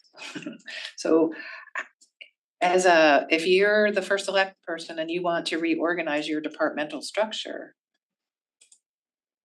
but you have all these things listed out as, you know, how it's set up, how does the first selectman who's supposed to be running, or person's running the town, how do they have that ability? I mean, should they be able to reorganize and restructure? But we don't allow it the way it is now. Charter gives them that authority. I mean, that's a pure local question. We're very so- specific in our charter and on our code and stuff. Right, so if your charter says it works like this, then that's the way it works. If your charter says it works like this, but you know, such and such has the authority to do X, Y, and Z, then it's really up to the charter document. One of the things I just wanted to suggest based on the conversation we're having about taking commissions out of the charter, you guys don't have the authority to change the code. So Right. the code hasn't caught up to perhaps what you're talking about. So you know, some of these things may have caught up over the years. Like you may research the code, you may see some commission in the charter, and there may be an ordinance of record that may apply, but there may not be. So you might, you know, that may be more of a long-term, like more like a long-term strategy if the town wants to do that, and you know, to have the RTM start cleaning up the code and creating these things, but with ordinances over a period of time. But like currently, if that structure doesn't exist, if you take it out of the charter, it's just gone. There's nobody, you know, No. you can't order someone to, you know, create an ordinance. Something in the charter that's already in the code, is that okay? Yes, so the charter sort of trumps everything. Okay, cool. But we could take every commission out of the code and put it into the charter. Yes, that's what he just said. Yeah. You can't take it out of the code, you can put it into the charter. We. Well, we would duplicate it and then it would have to be amended by the what we RTM. say- No, what we say would supersede what the code says, is what he. I know, but I mean, if we decided to take the Shellfish Commission and put it into the charter, at some point you would want to revise the code through the RTM so that they're not duplicated. Even though one supersedes the other, right? Just There's a lot of that where they don't. Yeah. so and that's the problem. And it may not supersede directly, like you may write something that isn't addressed in there, or there's something in there that's not addressed in your things. You end up with these sort of dual, you know, versions of law out there. If you have an existing shellfish commission and the powers and responsibilities of that commission are set out, if we take the Shellfish Commission and make it part of the charter, we can't rewrite their powers and authority. Can we? Sure we can. I think so. We could tell, We could supersede how they've been operating sure. and We could say the RTM is 4 people. That's right, that was discussed last. I mean, that was discussed last time. It was a major change in the RTM. So yeah, absolutely. You can, the question is, would you? Well, would it pass muster with the Board of Selectmen? Does that mean that's the first, you know, right? I thought in general, your concept was, I'd like to bring these commissions under the charter, Right. but we wouldn't tinker with the way they operate. No, so the Shellfish Commission, again, I would just take it out of the code and drop it right in charter That's it. as is. But I think we could theoretically probably, but We could theoretically make it a 50-person body and, you know, yeah, right. We could we could maneuver, but I, If we do what you're talking about there, then we're undoing, at least we're not following what I brought up as a discussion point about minimizing the charter. If we took the Shellfish Commission Mhm. and stuck it in the charter because we now have a Shellfish Commission, and then we took all of the enumerated powers and responsibilities and stuck those in the charter, we've just extended the charter by 4 pages. we're, right. There, there was a lot of we'll talk about it tonight about consolidating meetings, like with on the financial side. The consolidation of if this is just my opinion, the consolidation of the charter is important. But I also think consolidating in that there's one spot for all commissions might be worth an extra 4 pages, right? Because there are a lot of comments that ask these very same questions. Why is this in the code and not in the charter? Why is it, so I just as a point to, to think about. I mean, I feel like there, other than all the other reasons we're doing this charter revision, this might be a point where it's time to level set and take everything out of the code that probably would have gone into the charter if we were allowed to put it in the chart at the time and move it into the charter, kind of solidify it. Because again, moving it into code then leaves it up to a very political process called the RTM and all the other Which bodies. may be a good thing. And it could be modernized. Can I ask a question? There was a lot of discussion in the last charter revision about sunsetting in the context of moving things to ordinances. Is it ever done that like you may leave it like sort of like what you were talking about with, I think, ethics or something, where you may say, here's this provision, but the either could be an ordinance that supersedes it or something like that. So there's time for the ordinances to change without having to change the charter, or is that, I didn't know what sunsetting meant exactly. I guess I'd want to see a specific example of what they were talking about. Like, I think you can probably do stuff like that on a limited basis. Like, I haven't seen a wholesale, you don't want your whole charter just referring to another. Yeah. Well, I think that maybe a Waiting for specific documents. example, I think it was section 11, standards of conduct. The broad idea is some introductory language, but then say, hey, see whatever the ordinance is that defines this. And so if the RTM doesn't pass that ordinance by the time we write the charter. Right. Is there a way to essentially do what Karen's asking where, I guess we'd have to keep in section 11, but then write some language that. And I guess the only That point is what? the Like, next that's the. time there's a charter, then think those you- can come out, I guess, but. Yeah, I mean, I think you can I think you could do that. We'd have to like come up with language Okay. to accomplish that. Well, I think that would actually be a follow-up then, because we did agree actually that in last meeting, and we'll find it again today, that if you wanna remove section 11, it is dependent upon though the RTM passing. I'm gonna call it the standards of conduct, I don't actually remember what the real name of it is. And so we would need language on the assumption that the RTM does not in fact pass that before we submit our revised charter. If they do, great, we take our section 11. We shrink it with the paragraph, I should say. What's the timing on the I think we could probably pass it by March or April. That's tight. I know. But I think that my guess is there'll be other topics though, so I think this research would be helpful, just a Mhm. broader concept of Yeah. like what kind of conforming language would help us in that situation, because I would assume we're gonna have one of those. Right. What under the topic of charter, so just. Well, so I think that, I mean, my question, I guess, so putting boards and commissions aside, which is a whole different topic. Yep. Do we broadly agree with the concept that we'd like to streamline and simplify? That to me is the question Great. that we have. I would just suggest that I don't think you tinker with each of the commissions, right? Because there's statutes there's good practices there. You could comment though, right, to see something egregious. But I agree with you. Yeah, so- Simplifying, Yeah, so outside of boards and commissions, like, Correct. do we think we should try to simplify? That's really, I think, the question that we should think about, that was listed next on the list of topics. And then if we do, then we, just as we discuss and then as Karen starts to write the red lines, then we keep that in mind and try to simplify it. I guess we'll have to see each time how we simplify if we can't Yeah. get it into an ordinance Yeah. in time, but Yeah, so it's more of a broader concept or Just policy. try Yeah, keep it, yeah, Yep. Yeah, cause I think I like what Jerry said a lot. You start tinkering and adding it to it, the document's gonna be voluminous. It's gonna be very onerous. You know, if things aren't broken, old saying, don't fix it, right? If they're broken, fix it. If it's broken, don't break it. Again, Jim, Another way to get public comment, stop breaking it. plenty of and then someone else can deal with it in 18 years. that. Right? I think so. I think we do. Yeah,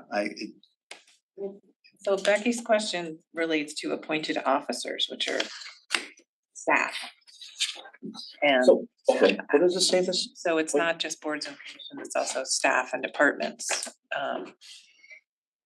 These are her comments. What is it? What are you The referencing? solid waste and recycling department is in the code. It's a separate department. Everyone has always thought it's part of DPW, but it's a separate department that reports to the first selectman. We've not worked this way, but what I'm trying to ask is how, if we don't wanna get too specific on how boards and commissions work, how specific do we wanna get? Because it goes back to the first select person being able to manage the town the way they see fit. And here we are saying, you need to have director of public works, building official, purchasing agent, on and on and on it goes. I mean, there's pages of it. So how specific do we get on that kind of thing? And I think, just to clarify, I mean, I think Commissioner Tresic's point is that we're gonna talk about boards and commissions later. It's not that we don't wanna talk about it ever, it's just not on the I know I'm topic for saying tonight. to me it's related that the appointed officials are similar in that we're being very specific at what these departments and who is all enumerated for pages and pages in the charter. And I think at some point we'll have to go through that, right? So with that, giving more use to the first select person to be able to manage the thing that we don't want in the charter as specifically defined as it is. That's what I'm trying to say. So it all relates to the discussion. It's in other words, it's not just boards and commissions, it's also the staff, which are called appointed officials. So, and the departmental structure. Yeah, that's interesting. So. No, we're not gonna talk about it now, but it's one of. Yeah, I mean, I Bundles together. it's a good caution.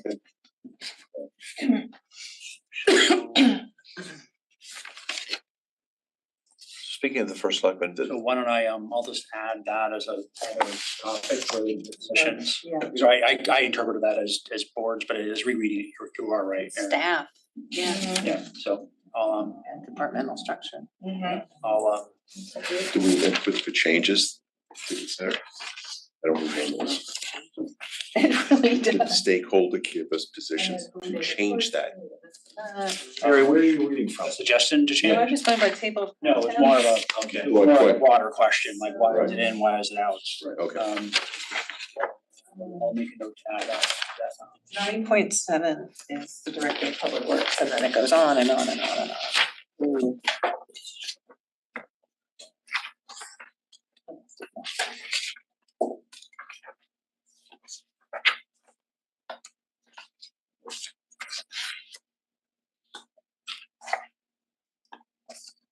I mean, to me, what I've heard from the discussion regarding this is more in general, we are interested in trying to simplify.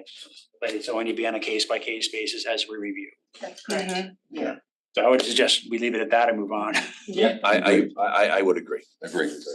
Okay. Good on chart. First selectman, define terms to remove ambiguity. Specific request to consider town office includes RTM, okay. Just make sure I understand what that. term of office is not stated in the charter or several town offices. Connecticut State statute provides, when not otherwise prescribed by law, the terms of those town offices appointed by the Board of Selectmen shall expire. That's a different topic, actually, that's It is? terms. So we're looking at 16. Oh, sorry, I apologize. So we're looking at the first select person's number 16 comments. Defined terms. Oh, here we go. 1.3. Consider adding or revising defined terms. That was the point, and specifically the question I asked the attorney regarding what's the implication of adding RTM or defining that from the town office? I don't know. Is that a big deal or not? Is the Board of Finance a town office? I don't know. Go back to the charter read. I don't Charter, I don't think it is. your charter specifically exclude. Yeah. So town office means any position in town government which is described by this charter except membership on the RTM. What section is that? That is 1.3B. Oh, okay. Oh, yes, there it is. In a town office. Maybe we need to think about it. Well, I think the ambiguity, I think, is that there are terms throughout that are undefined. Hmm. And then he has a specific question regarding whether RTMs should be excluded from town office.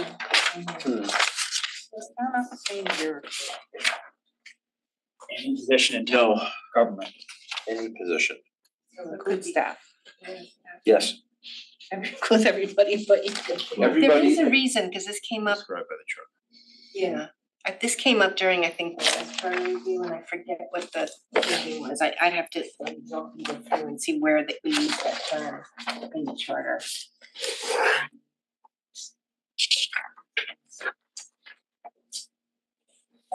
The one, I think, we talked about this, but definitions, we should define what the town code is, because everybody's always lost us to. Yeah, And certainly relates to the charter considerably, so.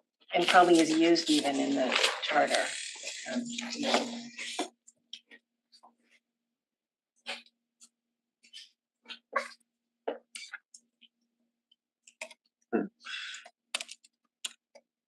Here's the last commission.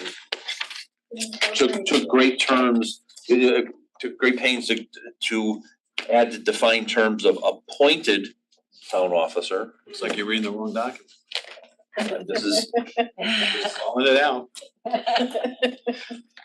or and then board or commission.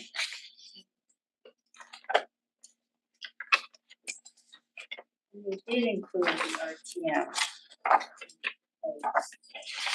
They didn't, I guess they didn't exclude them, is right, yeah. Appointed town officer means an employee who has any department in town. Page on, Chris? I'm actually on the reference document. Yeah. Under page 2.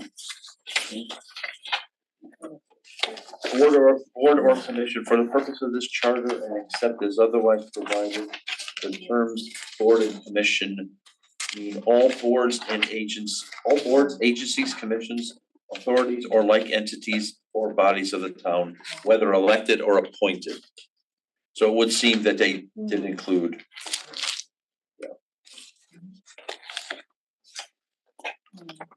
But it also seems that they excluded elected officials as town officers. Oh, it's interesting. But what's interesting in this is that there's 20, can I count that high, 26, 27? There are 27 defined terms in the proposed 2022. And there are 5. Really? Yeah, 1, 2, 3, 4, 4, yes, you're right. And I think that's the first select person's point, that I would guess that whether or not we need 27, a different question, but that there's a lot of terms used that may not be clearly defined.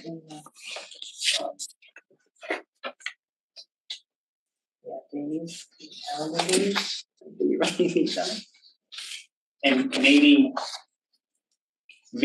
what would be useful is also, this might be another one where we have to kind of, as we go through each section, we say, okay, is this term defined, or do we need it to be defined? So I don't know that we're gonna want to look at all 27 just right now. No. Probably more amount specifically as we go through each. Right.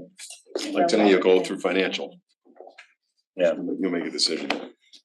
And I was incorrect, number 25. So they differentiated between an appointed town officer, which is a department head, and a town officer. And that is anyone on a board or a commission. Oh, no. Including any appointed town officer or established by this charter or a town clerk other than as a member of a board or commission.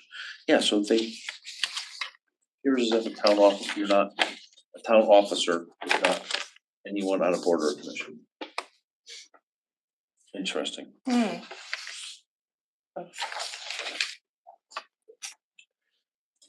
We can define it like. So we're looking at what the first selectman is asking us in Yeah. reference to number 2, terms of elected office. Consider adding or revising the claim. But aren't we looking at what that is in the 2006 charter where the terms of office are enumerated and every one of them has different ones? Sorry, terms more of like dictionary definitions, not terms as a number of years. So That's a word. why is RTM followed by 2 years then? On section 16? On Bill's. Well, I'm looking on Bill's letter.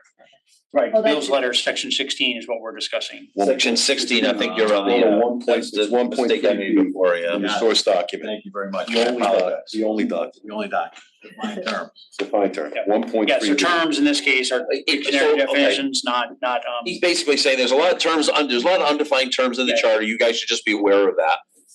Yeah. And I think what we're saying is we should, as we go through each section, kind of assess, like, is this something we need to define? And then also there's gonna be an overall review at the end to make sure we're not missing anything. As we go through each section, if there's a term that is undefined, maybe we end up with 25 defined terms as well, but maybe we don't. Right. And then one specific follow-up we asked about is the RTM, what are the implications of that? If we were to. If you- add that.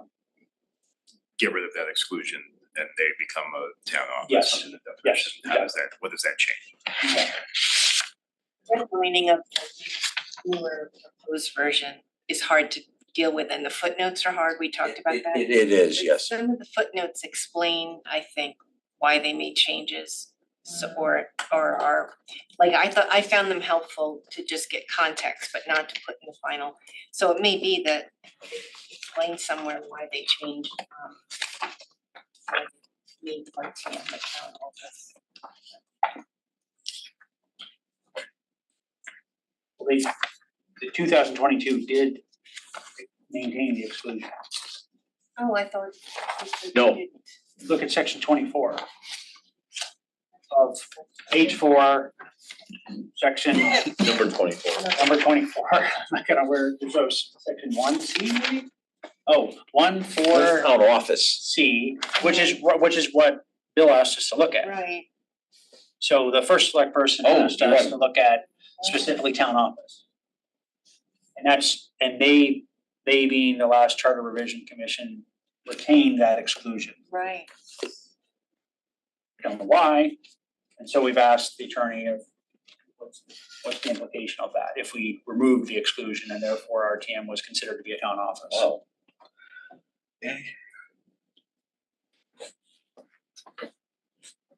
It is very strange how that one entity is excluded from everyone.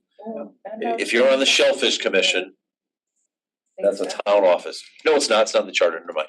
But if it were in the charter, it would be a town office.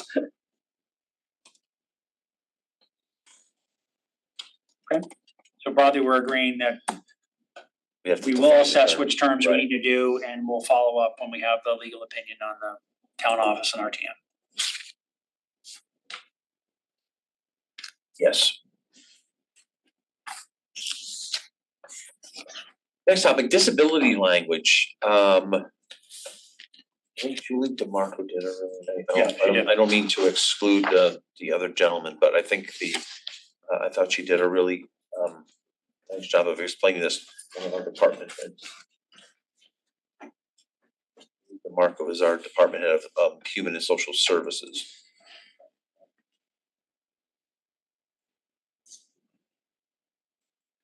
Let's see.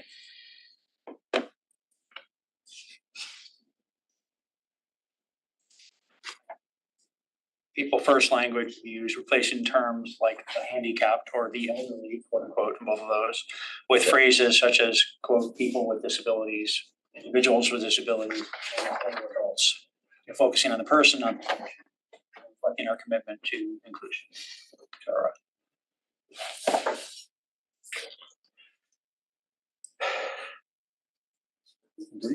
Yeah, I mean, yes, I'm just thinking about, we have a senior and disabled tax relief. I think that covers, I think that's pretty well covered by that. It doesn't seem to.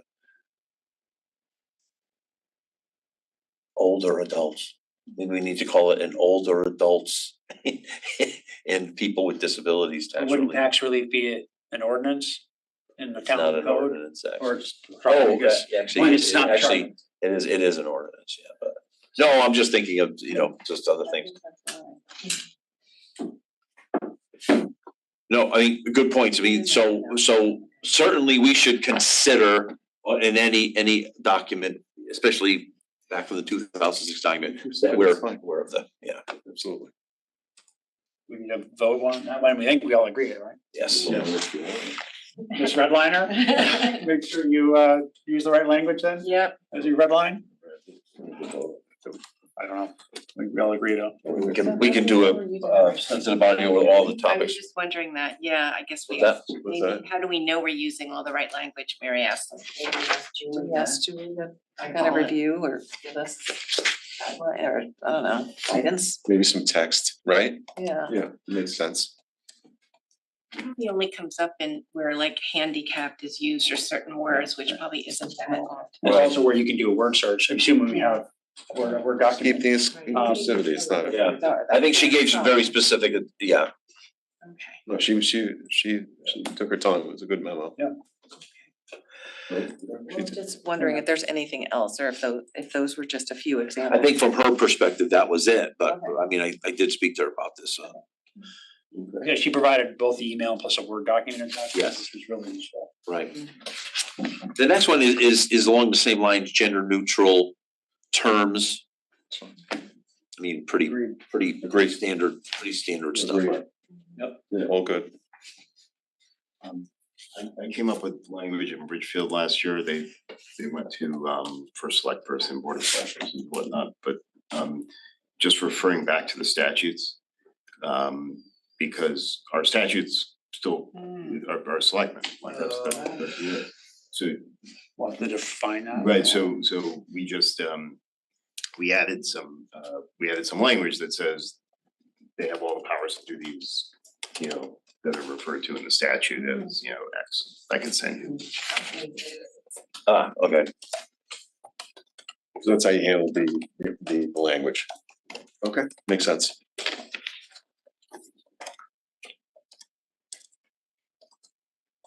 Periodic review, we did talk about this last time, just a little bit. Well, when we talked about it last time, there was a thought that I think Brian then corrected us and also we did around whether it was required, and it's not. Yeah, we had some thought that there was a state statute that forced us to do that, and that was inaccurate, right? So I guess the question here is, would we like to add language to encourage a 10-year review? Something for me. I smell it too. I got one of those noses. Yeah, Maybe something related to cleaning. Yeah, just let me Thank you. make sure we're okay. I like the idea, but how would you enforce that? Yeah, well, it's more of a recommendation than.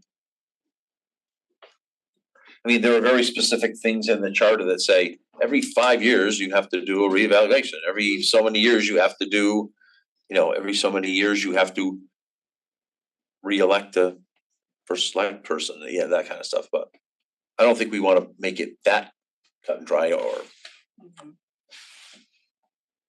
where would we even put a recommendation like that, maybe at the end or something, yeah. So how do other towns handle that, Jason, when they're kind of encourage future generations to look at this periodically?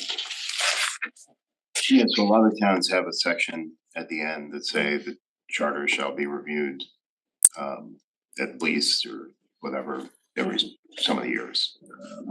And you can come up with, there's all different times, sometimes you see 5 years, sometimes you see 10 years. That's a copier? It smells like it. I mean, I think it's kind of like what Jerry, what you mentioned earlier, like it's the Constitution. No. Yeah, and the Constitution says how it gets, I mean, the US, referring to the US Constitution, it says how we revise it. Not that we do anymore, but I don't know if it's out of so it makes sense that we, Jason just used the word shall, Yeah, so I mean, I think it's a good So, idea. so you would, I can tell you what, I'm just looking at Ridgefields here, just because this is the last charter I worked on. But this is language that's been in there forever, like the charter may be amended in accordance with the statutes, like you can't tell, like, you can amend a charter every year if you want. anytime you want, right? Charter, Yeah. the You statutes wanna do allow. it, you won't. The statutes allow Board of Selectmen to create a charter revision commission anytime they want. But I know. it says in any event, Board of Select persons shall appoint a charter revision commission not later than this was back in 2003 and every 4 years thereafter. They do it 4 years. Wow. Wild Town, I live in Southbury, where I serve on the Charter Revision Commission, we have a provision that says we have to look at it every 5 years. Some towns look at it every 10 years, it's like some backstop, some period of time, and if it's in there, then that's, you know. and that's the At maximum least- time, like we always do it earlier. You do it anytime you want, but you at least have to look at it. And some towns like yours are silent. Again, that's a purely local discussion. I like that idea of saying shall and I do too. And like, have they ever broken that? Like, in your experience, have you seen a town that's not that violated their shall? I'm curious what happens. I mean, there's no repercussions, right? Like, there's no charter place that they're gonna. Well, I mean, that's kind of like an and elect or rescue. sue then or something like that? Yeah, I mean, I guess you could bring a mandamus action or something and Okay. It doesn't require that something be done, it's that the review. first selectman creates a charter revision commission. And the charter revision commission can decide nothing needs to be done Right. every 5 years. 4 years or 10 years. I like the, I like the shall. like the idea that there's something around shall and. Yeah, I agree. or something. Into the document, this document shall, yeah. Some other group ought to have as much fun as we are. Can you send us the language, add that to your list? Spread the love. Like, I can Like send sample you, I can language? send you a couple of samples. Jason, was there a reason you picked 5 years in Southbury? Did you guys look at other? Ridgefield, he's in Ridgefield. He lives in Southbury. South. So Southbury is Ridgefield is 4 years. Graham is 5, Ridgefield, there's no reason I did, these things tend to exist forever, so Okay. it just, once it's in there, things tend to carry forward. So it predates me by a lot. Okay, so it wasn't something that you were part of a commission that put it in there. You agreed to keep it in. So. Should we stick with 10 years? Or I think we go slow and stick with 10 years. Yep. I agree with you. Cause you can go sooner, Right. but you No, must no, go. no later than 10. Shall, yeah. You shall, I agree with that. 10 years from what date? From the passing of the latest. Commissioner Wackerman's wonderful red line. Well, it might not pass. Because it may not pass. Exactly. So, well, it has to be from, 10 years from the date that. so the existing charter says the charter or such provisions thereof as may be approved by the electors of the town shall take effect November 27, 2006. I would say it would be, we would have that same language that would say Yeah. November, whatever, 2025, 10 years from that date. What if somebody said, what if this doesn't get passed? Well, that data is gonna be revised to 2026 or whatever, you know. Then it's not in the charter. We're back to 2006 charter. Right, no, which doesn't have it. It won't be in, and then it won't be in the charter at all, right, exactly. You could go through this whole exercise, make the changes, and then it gets voted on, Yeah. and you don't have to adopt it. So what's the next 10 years? Is it from when this charter commission met? I would say from whenever how about this, 10 years from when the next successful charter revision commission passes a charter. So that's the effective date of the existing. I would say that would be the starting point for the 10 year. Could be a good jumping off point. That gets us close, right?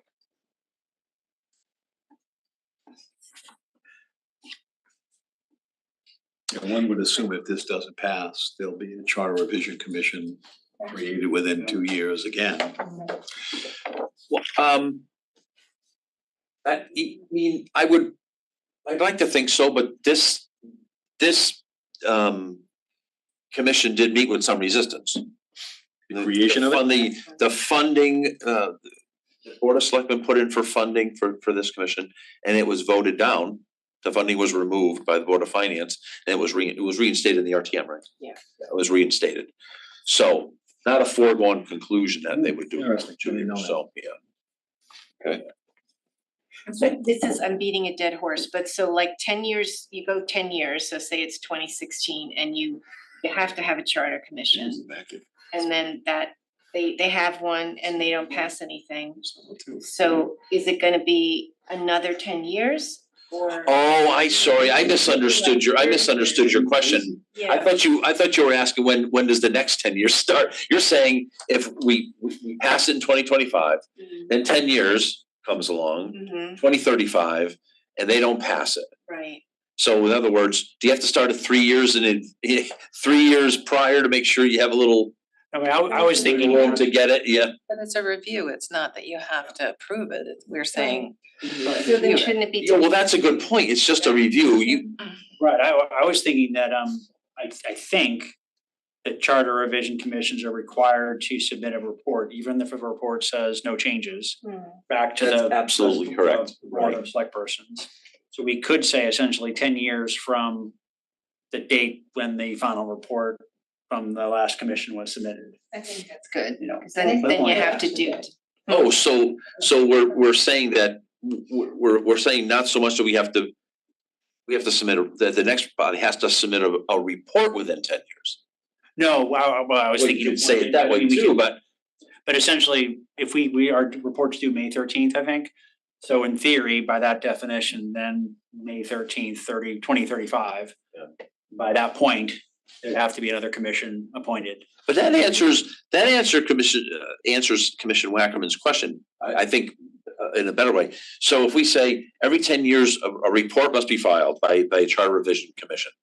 So in 2025, 2035, new commission comes out and they say, it's good, I'm okay, here's the letter, you get a pass for 10 more years. Right. Yep.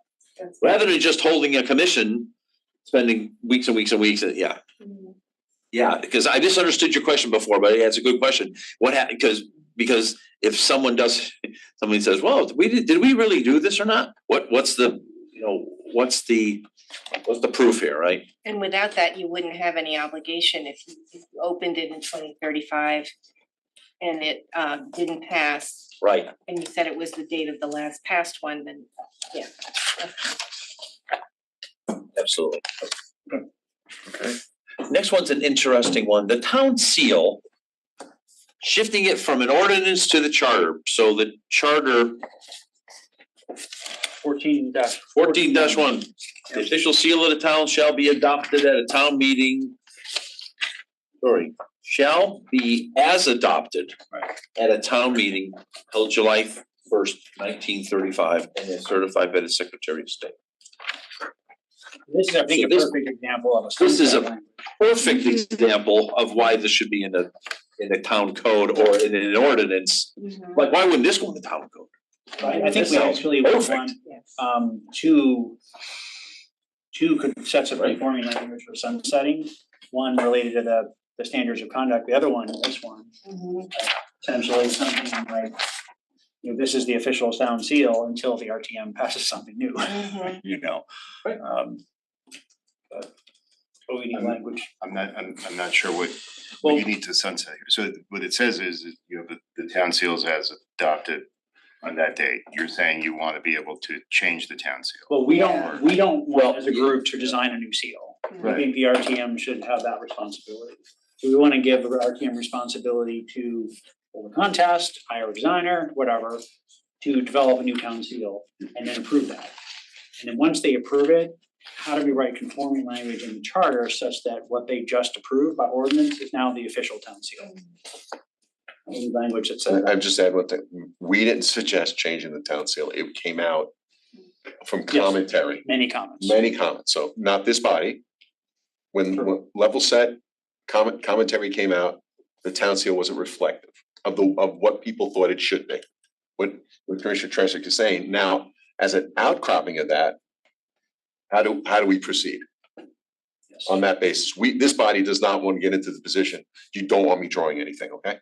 It's So horrible. you want the town seal to be, you want someone to be able to change the town seal The if they want. request came in, that the town seal. Someone being the RTM. The request came in numerous times, the town seal is not consistent with certain mores standards. There was a request to change the town seal to something else, right? That's something else, great idea.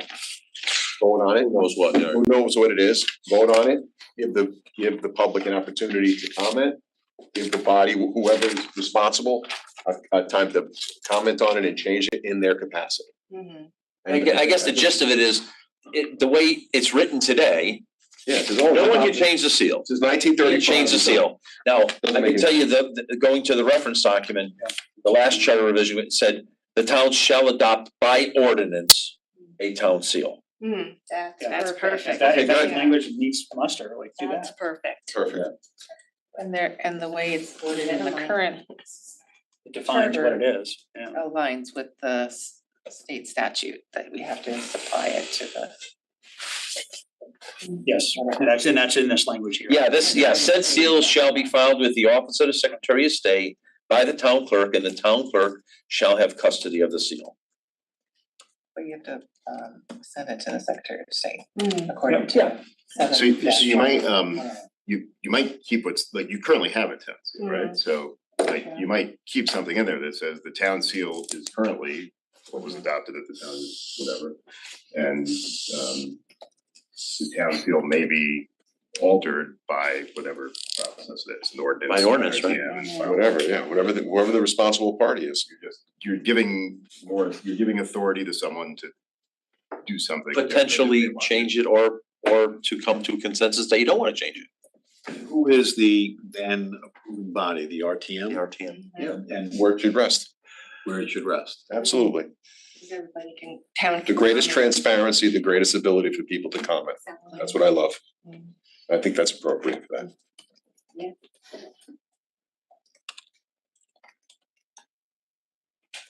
So there was a news article yesterday, just to let you know, the bald eagle has never been the national emblem of the United States of America. Special election. The United States Senate just had to vote for it, the House of Representatives just approved the same vote and Wow. the president. Wow, they did So something. for 250 years, we've all believed the bald eagle is the national symbol of the United States and it's on every seal Well, Teddy of Roosevelt the wanted, United States. Teddy Roosevelt wanted the grizzly bear. Well, Ben Franklin wanted the turkey. Wanted the turkey, that's what I told my wife last night. Poor turkey. You see a lot more turkeys than you do bald eagles, just saying. Right here you go. Yeah. We agree, all right? We do agree. Okay. Move on. Let's move on. Right. All right, The next topic, May, finance. Oh, by the way, the next section of the charter after the official seal answers a question you guys were asking earlier. It says all ordinances of the town shall continue in full force and effect, except Except as they are inconsistent. with provisions of the charter. The charter prevails. I've got the wrong document, sorry. Agenda item 8, discussion of the topic, CRC topic category financial. Now, this is certainly near and dear to my heart. This also has a lot of tentacles, if you will, right? So if you look in the current charter, you'll find a section on what exactly is the Board of Finance. You will also find a section that says what is the the fiscal officer and the controller. And there's also a section in here, a whole big section about the budget, which would certainly be considered financial. So how would you like to move forward on this, right? We could start, I can tell you, I think the Board of Finance one, I think is probably the easier one if you ask me. Let me just find a, sorry? 8.3. Thank you.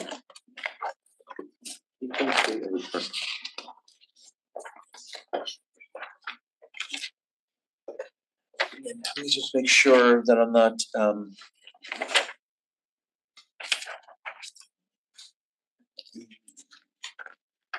contract length. Well, one way to think about it is we have 4 specific suggestions. Yeah. That have come in from various members of the public. Plus whatever else anyone thinks about the financial area. I mean, some seem to be like the assessment section Yep. on that's D, so 8.3.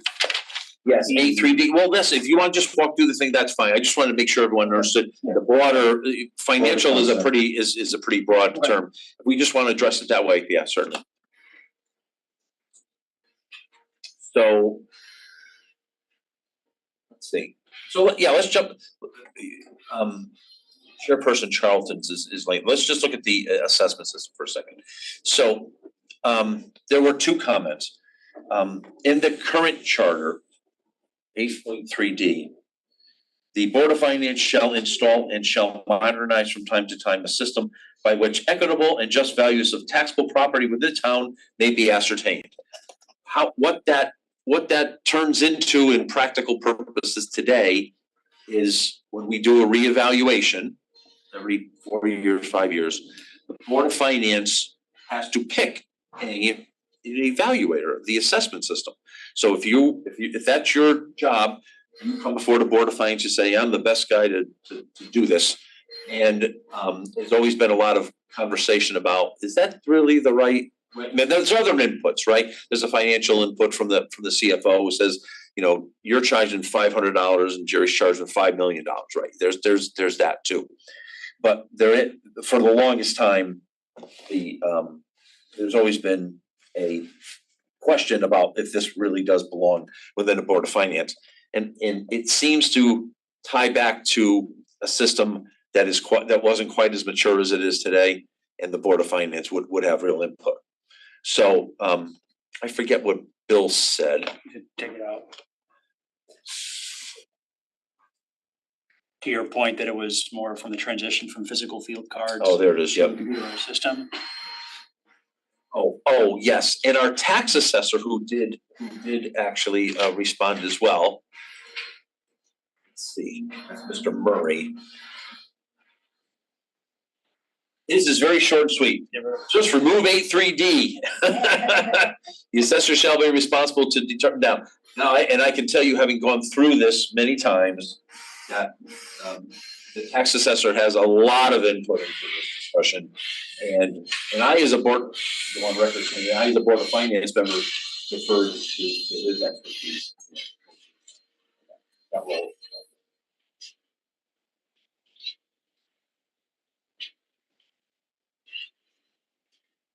So for me, I would agree with the first selectman and the tax assessor both, who say delete 8.3D. I agree. Is the Board of Finance at the lower? The Board of Finance, yes. It's in there under the, I believe it's under the budget process.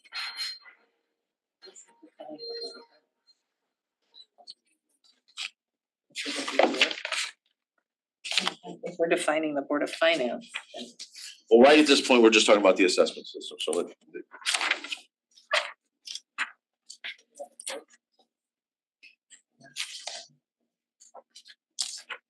just in terms of 8.3, Board of Finance.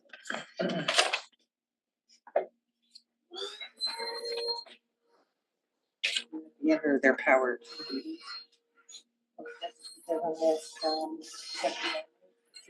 That's what Mary's saying, should it be under Looks like it's covered on 12.3E. 8.3? That's the process versus defining the Board of Finance. So that's the power to use.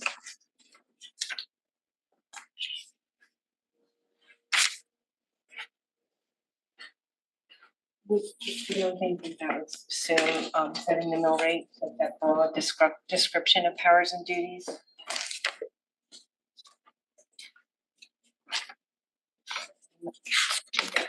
Because that one doesn't say that, I guess. Are you looking at the state statute? Yeah. The one, chapter 1.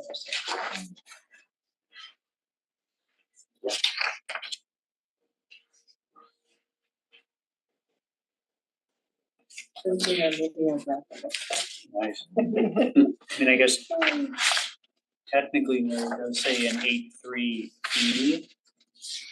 Approval of budgets, that the Board of Finance shall approve the town budget in a manner set forth Consistent with in 12, Article 12, which is where the mill rate is referenced in Article 12. So I guess technically it's there. Which is a little inaccurate because we don't, Board of Finance doesn't approve the budget, the RTM approves the budget. That's true.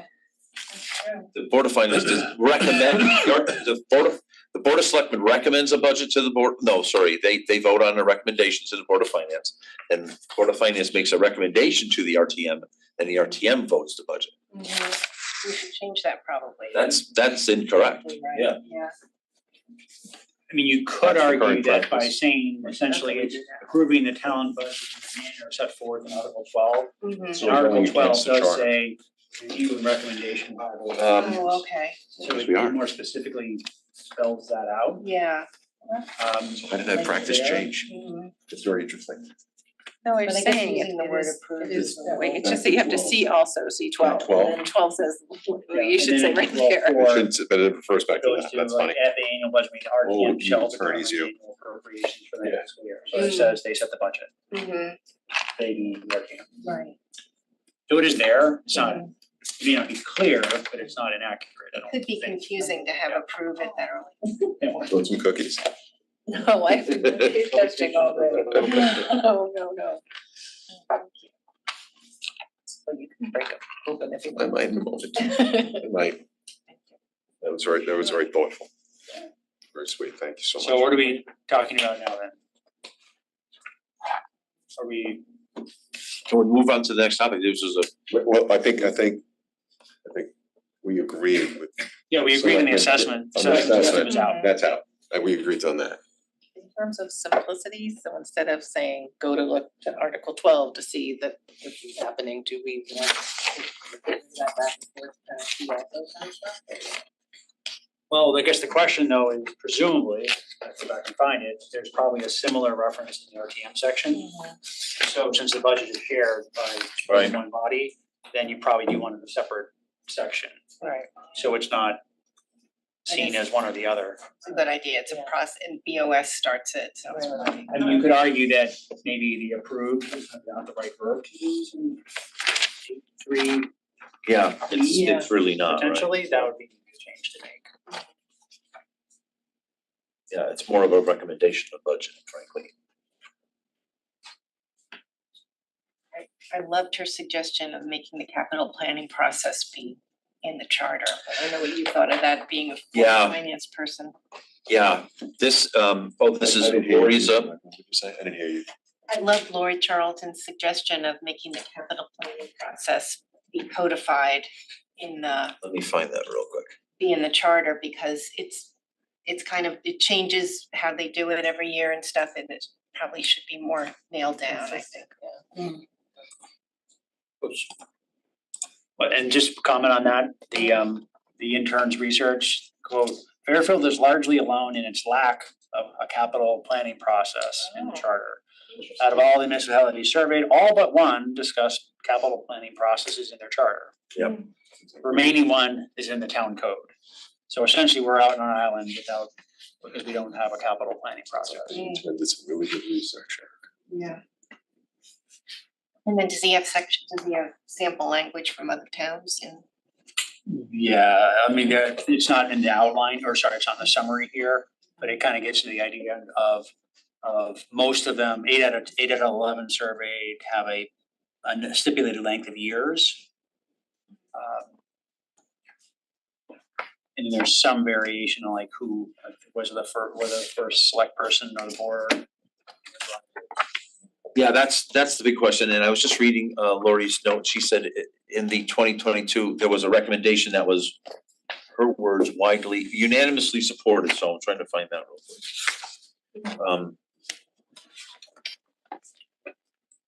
real quick. Budget.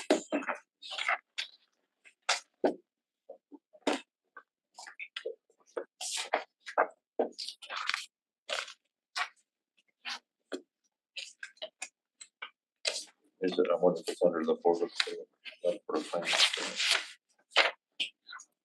33 is the Board of Finance.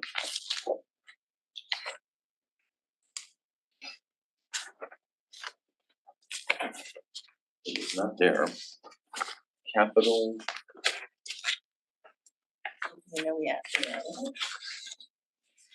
That's what Lori's comments was, that such an amendment was incorporated in the former commission's recommendations, and I believe those recommendations were unanimously supported.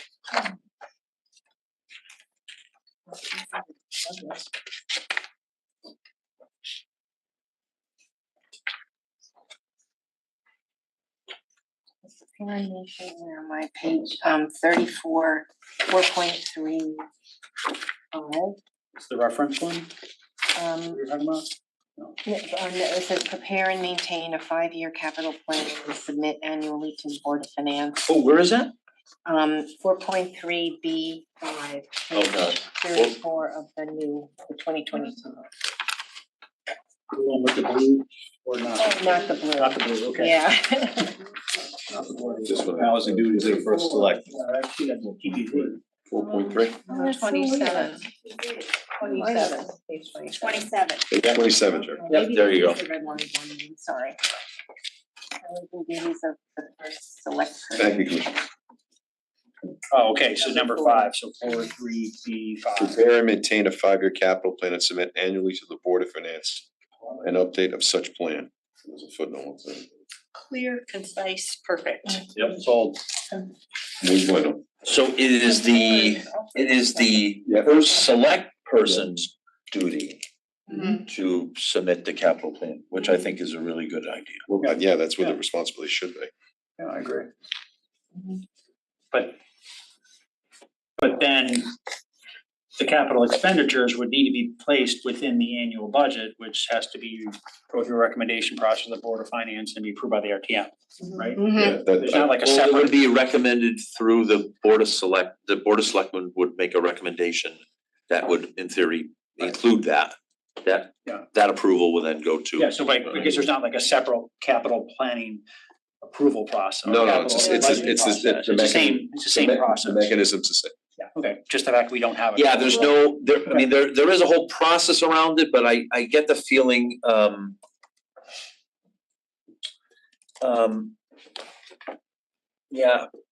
just trying to catch up on Lori's note. The process is currently managed on an informal basis, which is absolutely true. It was, when the Board of Finance owned it, when I was still on, it was a very much an ad hoc process. And then as the CFO took it over, it turned into something that wasn't exactly what we had envisioned it to be. And because it wasn't codified, it kind of turned into whatever, so. Okay. So we're agreeing to add it using the I think that's a 2022 language. wonderful recommendation yes, I would certainly be in favor. What about her, I think she was saying, so it would be approved by, as if it's a budget for, That same process is what it says. Yeah.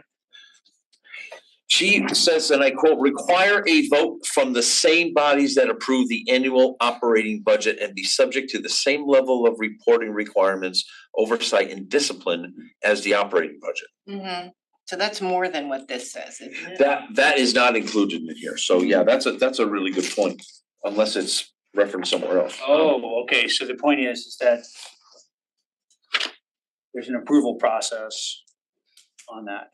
Okay. Yeah, so this is a separate document. So if you think of the budget as one piece of paper, this capital plan would be a completely different piece of paper. And it would go through, it would be voted on by the Board of Selectmen, and then the Board of Finance would have its cut at it. And if they didn't like it, would send it back, and then it would go right through the RTM. And it's a 5-year rolling plan, so I mean, it's, Would the year one of what was just approved in the 5-year capital plan, is that then by like force of law then put in going to be spent? Or is that formalizing the guidance that should be used for setting the annual budget? The budget's different from the capital plan. It's a guidance. yeah. Because. Well, no, but you're going right to where I wanted this document to always be, right? I wanted to be able to open up the 5-year plan and see, oh, year 2, we're gonna spend $1 million building that bridge. And then I wanted to go to the budget book and see $1 million line on it, right? So I'm not so sure what Chairman Charlton is getting to, is that it would tick and tie like you're saying, but it would have some, it would be more of a guidance document, I think, to the budget process. The way this reads, it's the first selectman who does this, not the Board of Selectmen. There's no vote from the Board of Selectmen.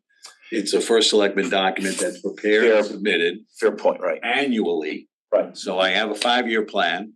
I give it to the Board of Finance. They're the only ones who are gonna look at it. And they're going to comment on it. Because just as you said, I'm looking at a budget. And you wanna spend this much this year, but in your 5-year plan, next year you wanna spend X, A, and B, and C. So how are we gonna do this under your 5-year plan? So you give it to the Board of Finance, they look at it, and they comment on it. Nobody's passing anything. Yep. No one's doing anything, and then next year I have to do it again.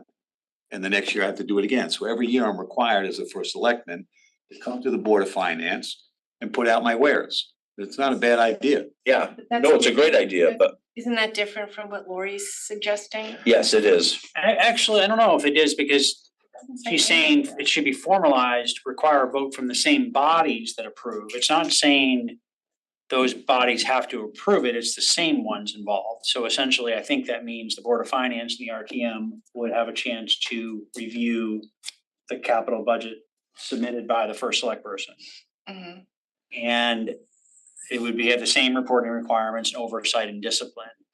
I don't think she's suggesting that it's a force of law that therefore it has to be spent exactly. I think it's more of, we're all agreeing this is something we should do, so make sure the next time you do the annual budget, you're really looking at this. Right. Yeah, I mean, it's a planning document.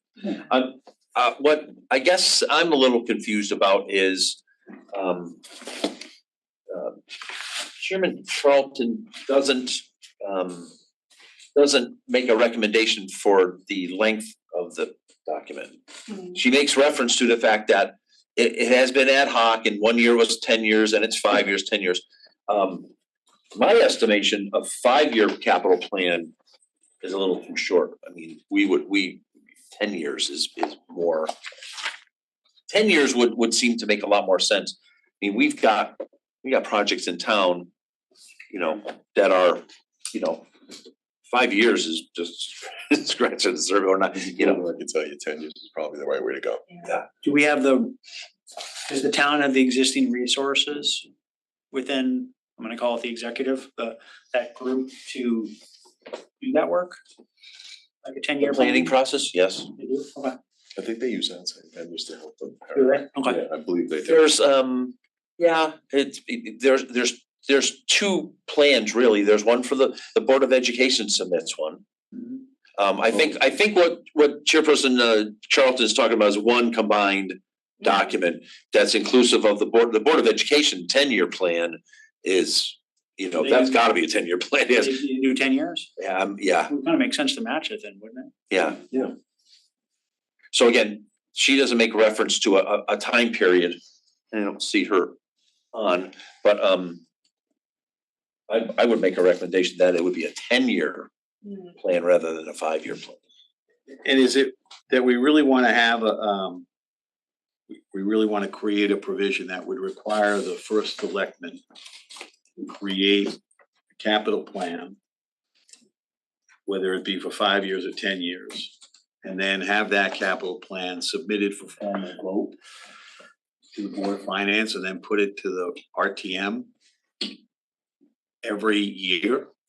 I mean, it's kind of a redundant process. If you think of the politics of what we're trying to achieve here is you're taking the chief executive officer and you're making the chief executive officer put out their plan. Right. You give it to the Board of Finance and they're gonna comment on this plan in reference to the budget that's coming before them. I think that's pretty well and done. The RTM as a separate body having to come in, they don't have a budget in front of them, so I mean, it seems like we're creating a very involved process that is gonna take a lot of time.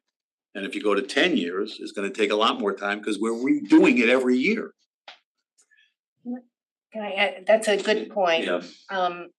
I had two questions or comments. One is, wouldn't most of that capital expenses be bonded and not be part of the budget? Yeah, that's the other thing. It would, most of the time that would be true. The other thing is the RTM, has to approve all the bonding stuff. Right. And a lot of times we don't, unless we've watched every meeting, we don't know what the capital plan is. We don't know the place of this thing is in the big picture. And so it would be nice to at least get the same report the Board of Finance gets, if not approve it. Yeah. I understand your point about approving it. Maybe that's a lot. Please, What's the process right now? It's ad hoc. it's ad hoc. I mean, it goes right to your point. Mhm. So the process, I think the Okay. process with the current administration is they're generating a capital plan that they there's an annual budget, right? separate from the Separate- annual I know, there's an annual budget and there's a capital budget, capital plan. capital plan. Right. And then give that to, It's given to the Board of Finance. I think it's shared. I think it's, if I remember correctly, there's a joint meeting where two representatives of the RTM are invited to Yeah. participate in that. There's a specific meeting that just talks about capital planning. So Jerry, to your point, if the CEO in his fiduciary creates a capital plan that contemplates, amongst other things, incurable obsolescence, for example, and that's not adopted by the body, that incurable obsolescence still exists, continues on to the next year, and the year after that, and the year after that. So part of it would be amending an existing plan in his or hers or Yeah. his purview relative to those initiatives that are important. Right. The bogging down of the duties I get, but the conclusion is almost inescapable. He's gonna be doing that entity is gonna be doing that I anyway, think it's a great idea. right? Every year I have to put out my capital plan. I have to put it out to the Board of Finance. I'll invite the RTM. I want the RTM to know what I'm thinking of doing. 100% agree, 100% agree. But I don't know that I wanna create a vote on this, or I wanna create Okay, that requirement. I think you're causing the chief executive to put their plan out there. Mhm. And as you point out, Carol, right now, we don't know what's going on. We don't know what's going on until, well, now the first selectman's gonna be required Mhm. every year to put it out there. Whether it just goes to the Board of Finance, it's a document there, you can have a look at it, or the RTM gets included. Well, I mean, even in an ad hoc way, he still does it. He or she still does it every year. That was my whole point, and in the purview of maintaining the town to a certain standard, that entity is gonna deal with some level of incurable obsolescence of older equipment, older properties, what have you. And in that purview, good practice, common sense, RTM is gonna, there's a lot of smart people in the RTM, they're like, hey, we gotta talk about this, so get ahead of it, and if they produce a 10-year plan, only 5 elements, and there were 10 elements on the plan, what happens to those 5? They're still important, but maybe they get pushed back or they get discussed again. Yeah, I think the There's a sense of. practice there. That makes sense. sense. Absolutely, that's the exact point, right? So I think everyone wants to just lock this down because, former administration did not take this as seriously as other administrations. And the process, kind of fell apart a little bit like that. And I think, as the chairman of the Board of Finance and as a former Board of Finance member, I would say it's a very, very, very important process, right? Okay. And it hasn't been, I have to tell you, I mean, it probably came into existence in my 4th or 5th year on the board, so that would have been like 11 years ago. This is not a document that's existed for 50 years. I mean, this thing's been around for 10 years, for a long time. So we were kind of propping it up ourselves as a Board of Finance, and then when it fell apart, everyone said, okay, now we really they wanna lock it down, so. Clarifying question, is there like a standing, I should know more about the RTM, I don't. Is there a standing like finance committee or something in the RTM? There is. We have the input from the Board of Finance chair, potentially regarding like process. Maybe we ask for a little more details, but maybe we ask for some perspective on process related to capital planning, budget approval from the finance board, I'm gonna call it, of the RTM. Yeah. Because I think we all agree that, yes, there should be a requirement to do this, and we said 10 years. What we're talking about is more of the actual process, which I don't know if we have all the knowledge necessarily to define that process. That's a good idea, yeah. Okay. Who is the chair of the finance committee? Oh, I think it's Sharon Pistilli, but I'm not. Oh, we just got a note from Sharon Pistilli. Yeah, we did. So maybe, yeah. Also, Mark McDermott, was very involved in the capital planning under the last administration. Yeah, that's right. Oh, that's right, Mark McDermott. right. Sharon's note didn't refer to this topic. No, I don't remember seeing it either, That right? was related to getting rid of people who don't show up. Yeah. Yeah, right, yeah, right. So broadly agree, but we're gonna We broadly essentially agree, keep it in the process, yeah. We broadly agree that Yeah. it should exist, it should be 10 years. Maybe we still have to figure out whether it needs to be voted on or not, but. What was the other, let's see, I don't wanna go through all of Chairperson Charlton's recommendations unless we wanna go through the whole thing. Well, I think the other, from my review, there's 2 remaining topics that I had categorized as financial. One relating to her email was that she was not in support of the proposed budgetary process changes in the 2022 document Correct. that I believe created some shared meetings and things like that. Correct. So very not in favor of that. That's one key element. Right. And the other element remaining in financial is gets back to contract approvals and such. Right. So let's talk about the budget process real quick. The budget process is under. Oh, I just had it. You think I'd been able to find this thing? No, she does mention the WPCA budget. I Yes. categorize that under the WPCA. Yeah, that's a much better time to discuss that. I would. And also internal audit independence, I categorize that under checks and balances. Yep, there it is. Thank Those you. are captured, they're just not under this category. In terms, which are under the terms. Right. They're all captured, but in some different categories. Right. Budget process and the So- old one is it section 12? Right. So the existing budget process today was as I laid it out before. The Board of Selectmen, the first select person says, here's a budget, and he drops it on the Board of Selectmen's table. And they review it, they interview, they do whoever that, and then they vote on it. That budget then moves forward and they make whatever changes.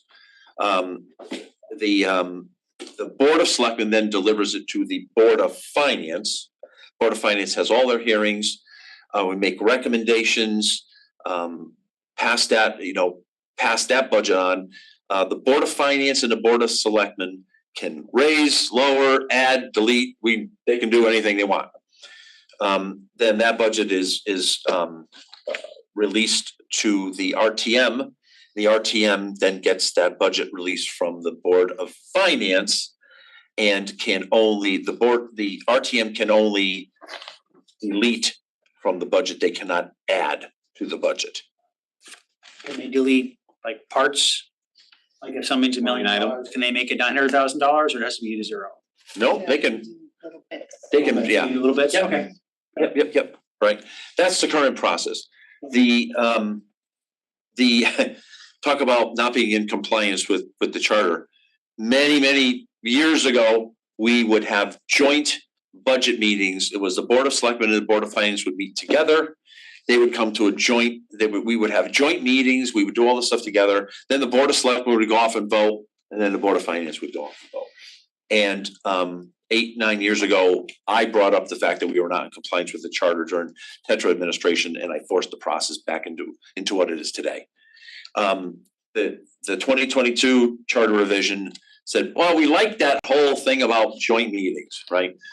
Chairperson Charlton does not agree with that, and I can tell you my vote is that I would leave the charter as it is today as well. Why? It's a lot,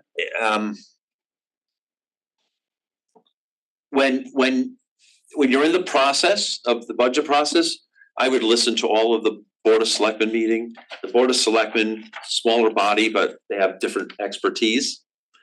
And I would hear things there that I wouldn't hear on Board of Finance meetings. And it also gave me, a look into what the board thought about the first select person's budget. So you could have the first select person saying, I want a $20 million budget, and then the board goes, oh, I don't think so, and they chop it down to 5 million, right? You don't know when you're going through a joint process, because there's give and take, right? So it always felt beneficial to me to hear separate conversations and then let the Board of Selectmen then vote, right? Now, the other thing is, it makes the process longer.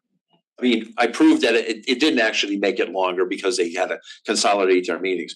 But when you go through the whole process, when the Board of Selectmen votes, now it's in our lap.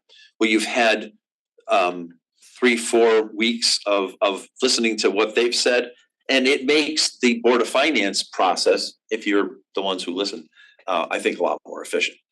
So it's kind of like, let the sausage get made. It goes to the Board of Selectmen, let them voice their views, let them give you the input, let them do it in their way. Right. That it's not in a joint meeting where there could be give and take, confrontation, whatever. Correct. They're gonna put it out there. Now the Board of Finance gets it, and the Board of Finance has the benefit of knowing what's going on, and then they put their, okay. And meanwhile, you might get other information coming in. There'll be other inputs, I guess. Yeah, and that's the other thing. It's I think the Board of Selectmen starts in late February, and the Board of Finance goes through the whole month of March with hearings. And end of March is the public session, and then the RTM votes on it the first Monday in May. So February, I mean, they're making the budget right now. I mean, they're literally, making the sausage now. But that process, I mean, it's a 3-month process, The staff and the administration like it if they don't have to go to as many meetings, so that's why I think both Tetro and Brenda tried to consolidate, but I agree, That's what I was gonna ask about. I mean, because as I've talked to some others, I'm not sure how I feel on this one. That was what part of what was brought up, the kind of understanding the sequential nature of the process through the different town planning bodies. But recognizing also the inherent inefficiency of that for the town employees. And how they have to attend multiple meetings, presenting the same information, answering the same questions, type of thing, which I think was some of the intent I've heard around kind of the idea of some level of joint meetings. Yeah. And so is there a way where you can potentially look to drive efficiency, but also I get the point on independence of the various of the first select person's office, the the Board of Finance and the RTM, I totally understand why you want independence. Then maybe that's the most efficient way. Right, because what you have to, I hear what you're saying. Mhm. The counterbalance is transparency, right? Inclusiveness, so everybody has a say, all the stakeholders have a say. And in that discussion, there's gonna be a product. And maybe it shouldn't be influenced, right? Because then the representative town, I rest that, right? Because when that process goes through, you want the RTM to kind of say, okay, finance, here's, selectmen's looked at it, Board of Finance has looked at it, now it's up to us to adopt it. So this efficiency is true, but I'm not sure if you can drive, driving the efficiency doesn't hurt the end product. No, I think it's a fair question. I don't know that. Yeah, I'm just my own opinion, right? What I would say when people would say those things to me is part of a department head's job is making a budget every year. I have to make a budget every year. I brief my boss on it 3 times. Sorry, you have to come to 3 meetings. I'm sorry, that's part of the job, right? Look at budgets all day long. Yeah, I mean, I just did one today. Yeah, right. But you know what? Going back to what I was telling Jerry about this very commission, right? The board of selectmen said this is a really good idea. We really want to push this forward, and we're going to allocate, I forget, $70,000, whatever the money was, right, to do this commission. And yeah. He does. And it got voted on, and public record, Board of Selectmen says this is the greatest thing ever, we should allocate $70,000. It goes to the Board of Finance, and majority vote says, we don't think so much, and we're gonna take that $70,000 and take it to 0. So the process now, somebody has briefed this twice, somebody has had all this, and then it goes to the RTM for yet a third round, and checks and balances. even though they can't add to a budget, they can, what's the word I'm looking for? Appeal, thank you very much. They can appeal to have a budget reinstated, and that's what happened in this process. Who do they appeal to? The RTM. The RTM, So there's a special process under the charter that allows the RTM to add money if they vote on it. The other thing that's a Civic value education. that I think is a value is that the budget hearings, we get to know the department heads. So there's like a relationship benefit that we don't get by just watching BOF hearings or something. And they can go online too now, it's not as bad, but I do understand it's time, but I feel like a lot of us learn about departments by. That was my point on the stakeholders. Yeah, The yeah. stakeholders kind of stand up and say, this is really important to me or not important to me. yeah, I don't think there's a tremendous amount of efficiency to be gained. Yeah, that was. Well, definitely not through joint meetings. I think that's, the opposite of, so. What's the balance between the efficiency and what the profit looks like? Well, thanks for explaining. I wasn't really sure how I felt about it. That's helpful. I mean, I'm in agreement again with Chairperson Charlton on this one. So what that means is we're saying no changes. We're saying don't do to the anything. Process as it's outlined in the 2006. Mm-hmm. That is correct.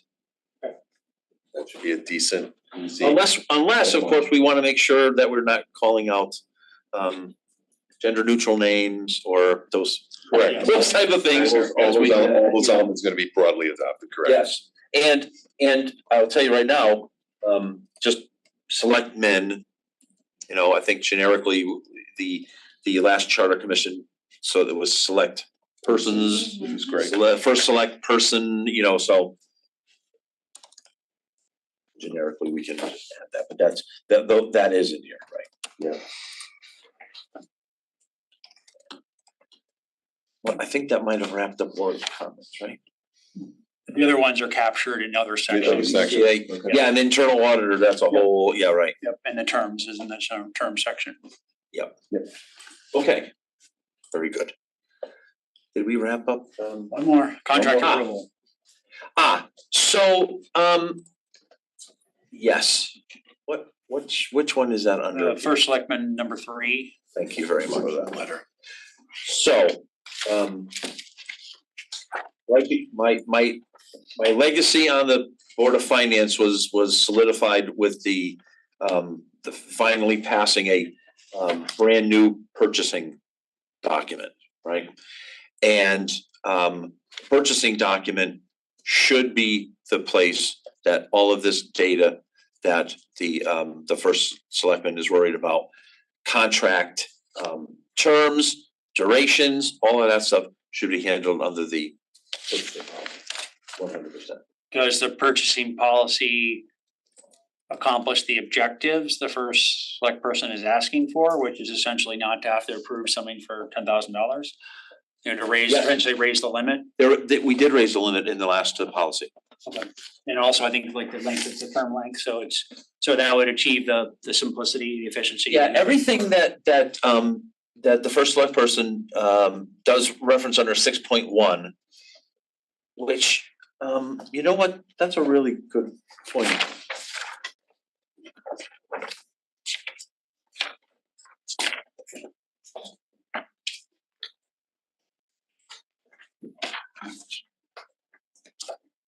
He's referencing 6 contract approval. I just want to make sure. 1C1, all contracts, yeah.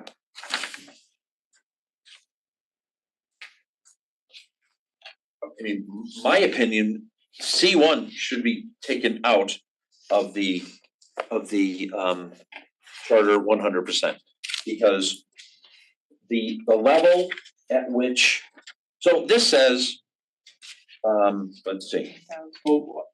The selectmen shall have the power to delegate their authority to other town officers and bodies, and would involve an expenditure by or income to the town of less than $10,000. That's what they can delegate. But Yeah. I would challenge the idea. But the delegation in the purchasing document, they can delegate $50,000 now. Right. Right, so that this should not be in the charter, this should be 100% pointed to the purchasing policy.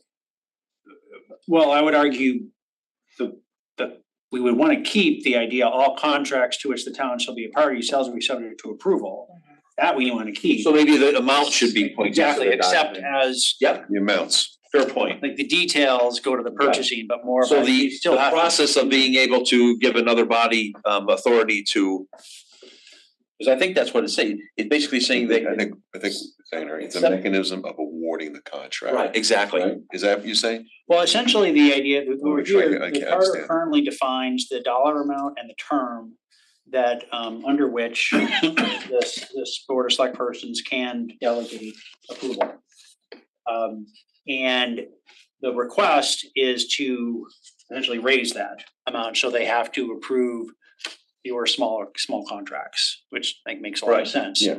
And so I think the broader concept would be we would keep the core of The this mechanism, paragraph, yeah. but point the actual term length and dollar amount to the purchasing process or policy. Purchasing policy. Purchasing policy. Absolutely right. Purchasing policy. Standards of conduct. Right. It's a So- separate document, really, it's a It still separate release requires document. approval for Yes. anything above. Where does it exist? In that So, purchasing and, policy. This way. Yeah, I mean, where does it exist? Is it something within the Board of Finance or is it something? It's a Board of Finance voted on document, but it resides, it's administrated by the chief financial officer. By the chief financial officer. He can't change it, only the Board of Finance can change it. So here, the Board of Finance could index to inflation or something, or raise the limit again without the charter. Absolutely. Does the enumerated power here is for the first selectman, or the Board of Selectmen, Correct. to enter into contracts. Right. We're keeping that. Yes, What contract can they enter into? that is specifically laid out in the purchasing policy. In the purchasing policy. we should refer to that maybe, huh? So, Yeah. I mean, as far as I recall, Employees and bodies. everything As that set is, forth in the current purchasing policy. Yeah, everything that's under section C1 is in the purchasing policy. The delegation authority, the how many days, the dollar amount, it's all in there. What contracts they can, what contracts they can, and what contracts they can't go into without an RFQ, without 3 bidders and all that good stuff. And the purchasing policy can be changed at any time. By the Board of Finance forming a purchasing policy committee. So the Board of Finance has the ability then to affect the power of the Board of Selectmen. You can take away the power. In the charter, the Board of Selectmen has the power to enter into a contract independent of the Board of Finance. So you're taking away a vested power, You still have to approve it if it's over. still have to- Still has to be, yeah, right. but I'm just saying, you're giving away authority of the Board of Selectmen to the Board of Finance. But the way I'm thinking about it is, That's a fair point. yeah. we do not want to limit the duties. And the duties to start all contracts to which a town shall be a party Right, shall be subject to approval by the Board of Selectmen. Right. We still want that. All we're saying is, so we're not changing limiting the duties, but we want the point to the Board of Finance purchasing policy for the specific dollar and term amounts correct. under which the Board of Select persons can delegate approval authority. They don't have to. True, you're right, they shall have the power to delegate, doesn't mean they have to delegate it. That's right. So they don't. Right, so we're keeping the powers as is, but we're raising the amount, the threshold which they can choose to delegate. And we're keeping the powers as is by what language? Well, the way it's The written language of now, the all charter. contracts in the town as a party shall be subject to approval by the Board of Selectmen. So I suggested town officers, employees, and bodies as put forth in the current purchasing policy. So all that rest of it goes. So where the contract all the way to the end is gone. Okay, got it. It makes sense, Oh, yeah. makes sense.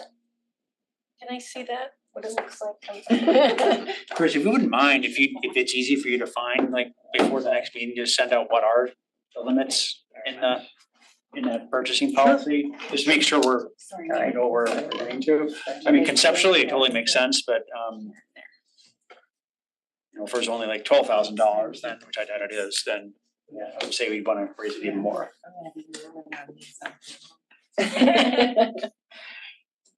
Yeah, and the purchasing policy, roughly 100 pages now, was replaced by a document that was 2 pages long. Oh, good. And Nice. guess who wrote the last purchasing policy? I wrote the 2-page document because we had absolutely nothing, and we had to authorize the oh my gosh, the Board of Education superintendent to be able to use a certain policy to buy books cheaper, a consortium. So that's the reason I wrote a 2-page purchasing policy. Crazy that we didn't have a real purchasing policy. So much to your point, the purchasing policy really went into great depths of making sure that all of these boundaries You had guardrails. yeah, and it's some of the stuff that's happened in the town the last few years, it helped, it would have helped if that were in place. Yeah. My humble opinion. New terms. Yeah, me too. Yeah. I gotta chat some. Okay, that wraps up for financial.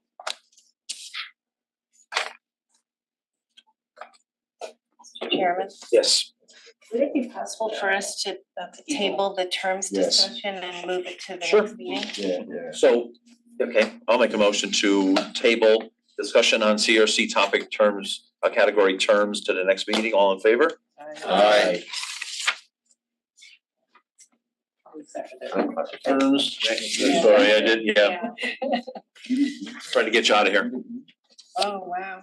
No, and I have to pack it.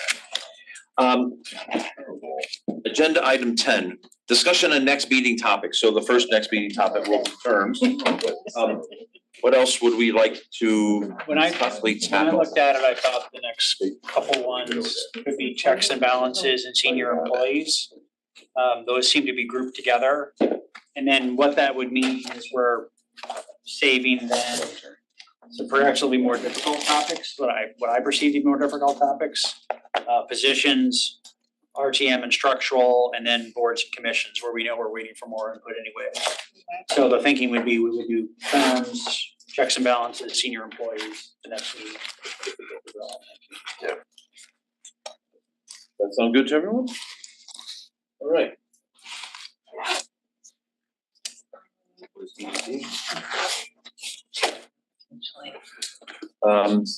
Agenda item 11, public comment. Unless Prue has something to say, we don't have anyone sitting here. We started at 10. Okay, I'm sorry, I don't have anything to say.